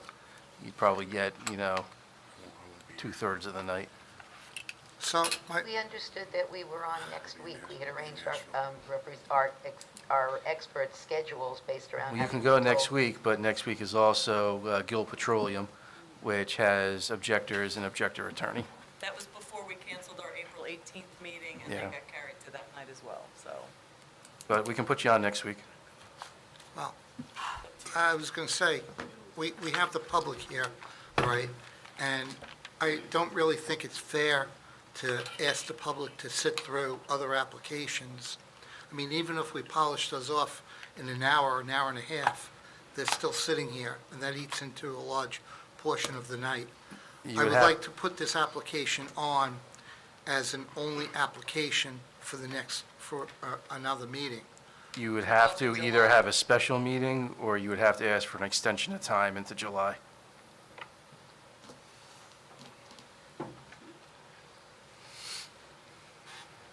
We lost two So- meetings in April, which have backed us up. I wouldn't mind, I could do a special meeting. So, next special meeting? I think this one needs to be by itself. Yeah. Right, but no, we would No, have I'm- our I'm regular all for a meetings. special meeting to accommodate this applicant. As Absolutely. long as it's not the Right. 23rd, we've got the master plan. Council? Right. Just before we do that, there's a $1,200 Still fee puts for you at special June meetings. 6th. Is that acceptable if we do a special meeting? Not without discussing it with the client, Oh. and also. 30th, no, 30th would work. We also have to speak to our witnesses because we didn't know until tonight that we weren't on for next week, and we had, scheduled everybody around that. No, but we had.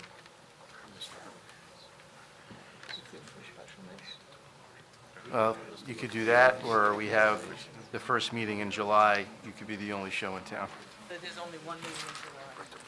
and that would be the first. That's not so big. Okay. If you wanted July 18th, we'd make sure you're the only thing. Otherwise, we'd have to figure out a night. If they want to go next week, but Because anything's possible with the schedule. The chairman doesn't want to go. What are we talking about? Yeah, I'm trying to figure, so those were matters that were filed before us, so now we're going behind them? I'm not sure why we're paying for the special meeting if other applicants came in after us. Here's the simple question. Are you going to grant an extension of time to have the only one in July? Do you want a special meeting, or do you want neither of those? And we'll figure out what to do, because, the board doesn't want to risk an automatic approval. The board is not going to sit and justify the sequencing of applications. I asked a question. We had been given a schedule of meetings and didn't find out until just now that that's not the schedule, that's all.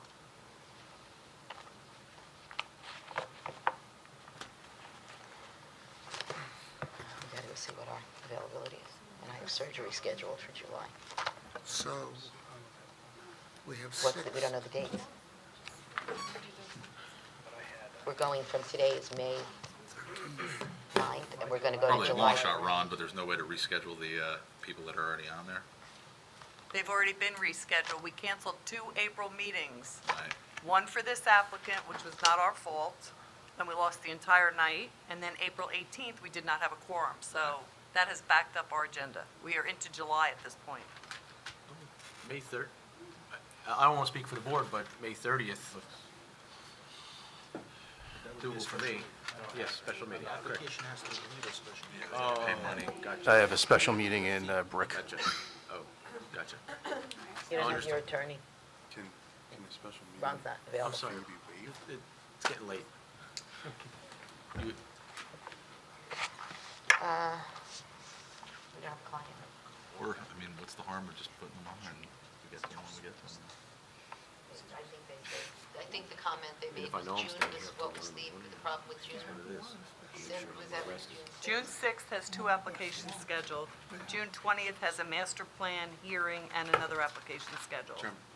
And it's our fair share plan, so I think there's probably going to be some interest in that one. Is there any possibility he's not going forward next week? Would go? I get it, I know what you're saying. That's what I mean. I get it. I get it.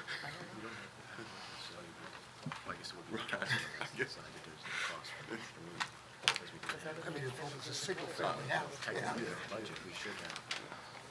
you say that the June, if I can ask, was the June 6th, was the June 6th one that you anticipated objectors? I'm sorry? No, next week. Next week, yeah.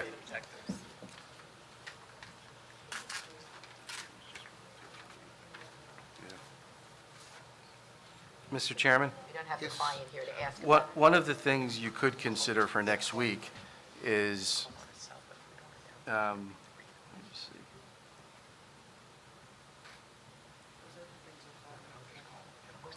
We have some that are very quick, which is, an extension of time and submission waivers. What's it? We got Gil. 2 extensions of time, submission waivers. You could hear this application after that, maybe give it an hour and a half or 2 hours or something, and then begin Gil.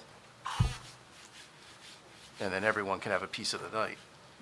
But the 2 extensions of time and submission waivers are not going to take that long. I understand that. And there's no minutes and How there's no long do resolution. you think it's going to take for your cross-examination of this witness? Of this witness, maybe a half hour, 45 minutes, depending on what they come back with some of the board's questions. Are they going to have answers? That means all the Gil people are going to have to sit. What's the date they're talking about? I'm just saying it's an option, And what was the date of that? I'm sorry, we were. I'm talking about next week. Well, we're certainly not going to have, even if we're authorized, we're certainly not going to have a redesigned plan within a week. Okay, I'm confused, because it sounded like you wanted next week earlier. Well, But we did that's move on fine. to other witnesses. You just asked about whether we were going to come back with Okay. You just raised a question tonight. I mean, you're talking about, we didn't anticipate when that was scheduled that we were going to be asked to redesign the site. So how That's much fine. time would you need? Well, we would want to proceed with our other testimony. We don't want to hold up for that. The architect is not dependent on that, and there are other witnesses that we could proceed with without holding up our application. Even if we are going to make that change, it only affects some of the testimony.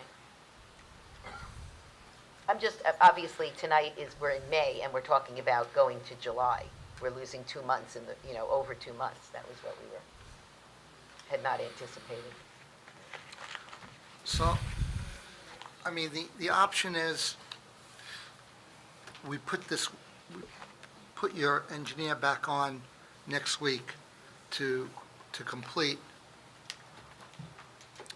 the cross-examination and the public comment, or the public questions, and he's going to develop alternate plan, If we're authorized to do so. okay? Well, just to And let then you he's know, gonna then, have to Mr. come Chair, back. you know, he'll be cross-examined twice then. He doesn't avoid cross-examination when he comes back and presents something new. Right. So, Absolutely. Right. So, I mean, we could not end his testimony tonight. We can continue it at a time that you have the alternate concept, if your client agrees to it, all right? And then we can polish him off in one night, as opposed to having him come back. Not kill me. I was going to say, we'd like him to survive for future applications as well. How do you feel? Do you want to come back next week and I'm available to come back next week. do cross? Because we don't know that we're going to be coming back with a separate plan. No, but I'm available. Are you okay with doing that?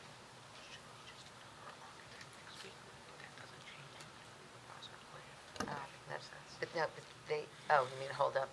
I guess the suggestion was whether we should just use, if there's time next week, use that time to put on a witness that is not affected by whether we're going to do an alternate plan or not, but allows us to at least move through, like the architect. Because if we do end up doing another plan and you want us to, if they agree to that, then we could come back with the engineer at one time. It would mean that the objector's counsel wouldn't be cross-examining him on tonight's testimony yet. But that's your decision. Yeah, I'm not, They would be going on after Gil? no. I we would put them we would on- do them short, we would clean up just the engineer, and then... no, we're not cleaning up the engineer. That's not what they're talking about. I understand. I'm saying for next week, if we did this, we would come back and have him questioned by, yes, well, okay, let me back up. Ron, I'm not really comfortable with not finishing his testimony, Well, not then- having the cross, and not opening. Then they're not, I mean, to the they're public. not capable of coming back next week. You know, if you're saying that the engineer has to finish before we move on to another witness, it doesn't sound like they're prepared. You know, it's a very short period of time. I don't Right. think they're prepared to come back next week. Right. And that's I'm why- saying is that I'm not comfortable moving on to another witness without finishing a witness. Then we could, June 6th, But you're basically putting it on us. If you want us to come back with another plan, then basically whatever the time is that would take to do that, we're wasting that time when we think we could be moving ahead with another witness who isn't dependent on the engineering. All right, let me ask, what's the board think about that? Well, I've never seen us not finish a witness, so I'm going to ask the professionals, is there any issue with stopping here and moving on to another witness and then coming back? that's up to you. I So mean, there's no municipal land use law that says we No. have to finish? Okay. No. I don't see any objections. see to it. I would say move on, and then with the revised plan, then we go back to it. The other Once- professionals may bring up other questions that the engineer has to then also address, and may give, Go into June, that's all. you know. Chief, what do you think? I don't want to see their time wasted, but, I mean, I'll deal with the rest of the board as Paul? board feels. I'm actually not going to be here next week, so I can't. Yeah. Rob? I agree with Chief. I don't want to see anybody waste time, regardless of, however that makes the most sense. We bring them back. Mr. Chair? You know, we didn't have a quorum on one of the meetings, that's on us, you know? It shouldn't be the applicant shouldn't be affected by the decision on our end. Mr. Chair? Yes, sir. You know, we're not getting an extension of time. If we were, they would have said it. So they haven't said it, so that's off the table. It doesn't look like there's any effort to do a special meeting. So my recommendation is that either you bring them back next week and they can put on their architect or whoever they want to put on after the 2 extensions of time and the submission waivers, and then at some point, we move on to Gil Petroleum for that night, or on June 6th, do New Jersey Natural Gas, New Jersey American Water, and they have the remainder of the night to do whatever it is, whoever it is they want to put on. And while Although your we would need counsel an is extension of time for June 6th also. That's what I was going to ask you. What is the date? June 6th. Is the expiration No, date? you Oh, the expire the 17th of May, so you need to give us an extension past next week. Next week. Without an extension. Well, Our only options next week without an extension? Well, Yes. we're not going to get And through we're not gonna finish the next whole week. application next week. I am not saying we're not. I said that my client had left for the evening, and for anything things like paying for a special meeting, I can't make that commitment. Whatever the rationale is, it's not on the table, so we're not going to talk about special meetings. It's not something that you guys can agree to tonight. So in the absence of a special meeting, the question is, are you not granting an extension of time, which would mean that we have to fit you in somewhere on the 16th, or would you prefer to grant an extension and we can get you in on June 6th, probably for more time? Let me ask you about He's another... reaching out. My colleague just went out to see if he can call the client. Let me ask you another question, Ron, and Brian. Do you want to cancel the master plan I subcommittee don't... meeting Okay. and have this applicant on the 23rd? That's still regular. regular. That's That's still still- carry that's it still- to the regular. They'll be on time. A That special would be meeting. a special Yeah. meeting. There'll be a special meeting. I mean, would have no objection to That's a that Thursday? for the 23rd. That's the 4th. So, I've just asked, he's trying to reach the client, and I told him to ask him about both special meeting and an extension, at least through the regular meeting in June. so I'd be willing to cancel our master plan subcommittee meeting on May 23rd and give you that as a whole meeting to yourself. Or That, I'll put you on, anybody? Oh, Be away that week. no? Let me just, I'm sorry, I'm just checking. I don't want to hold up the process, but I would have to send someone to that meeting because I have a planning board meeting in Manalapan that night. I also can't be here on the 23rd. But, I can certainly send somebody from my office. I didn't ask. As could I. Doesn't seem to be an issue anymore, is it still an issue? right, yeah, all right, so that's not an option. Can I just take one, let me just reach the client so we can at least find out what the parameters are. Yeah, and what about Karen?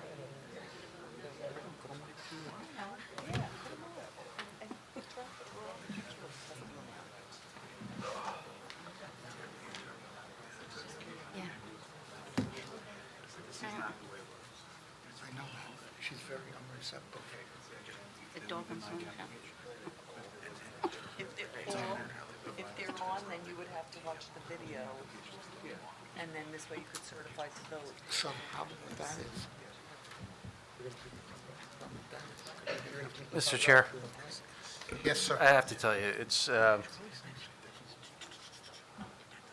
had easier, calculus tests, but it may just be we have to just put them on next week and see how much we get through, and then we'll figure it out.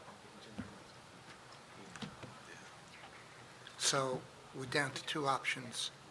That, all right, or the client pays for a special meeting. which we still have to find a day that, Right. everyone can show up. We do have authorization for a special meeting and an extension through the end of June. Okay.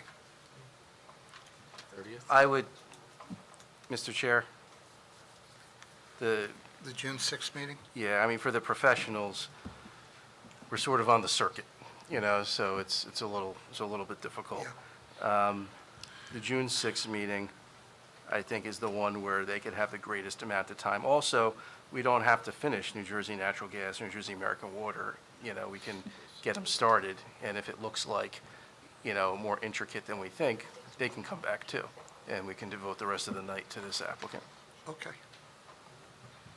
Okay, so June 6th, council? That's fine, our witnesses are available. All right. And All right. you'll announce it, Now, Barry? can I ask you, at the June 6th meeting, will that give your engineer enough time to develop alternate plan? And we will continue with him, or are you going to go to another witness? We have not discussed that with the client.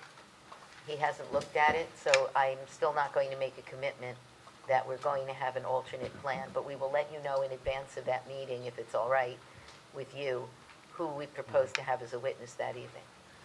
Alternate plan or not, though, there's other additional information the engineer was going to give that have. Absolutely. Yeah, correct. That's enough time to do that, though, correct? Absolutely. Yeah. Right? Is there anything you can think of other than redesigning the whole site that would be Right. of the information that they asked for tonight?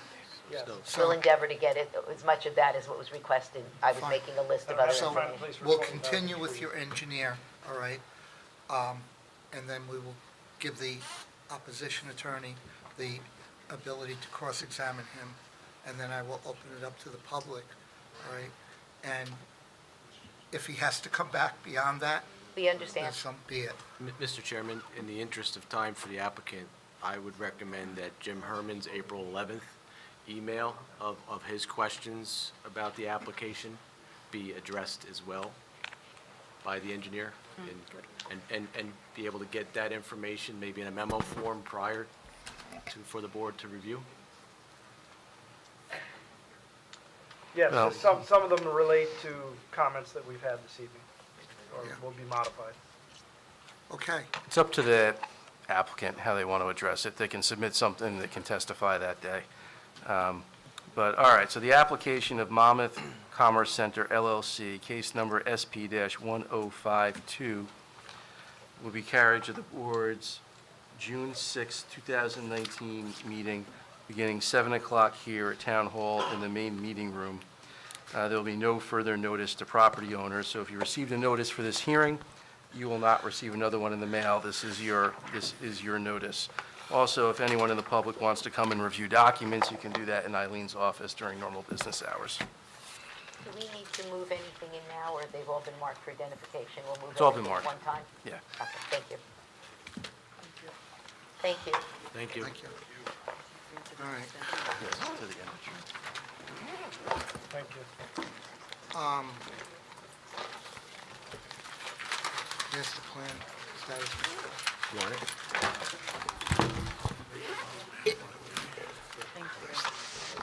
All right, can I have a motion to adjourn?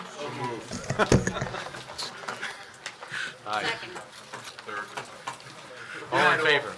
Just show it as Brian, Rob motion, Chief second, and it was unanimous.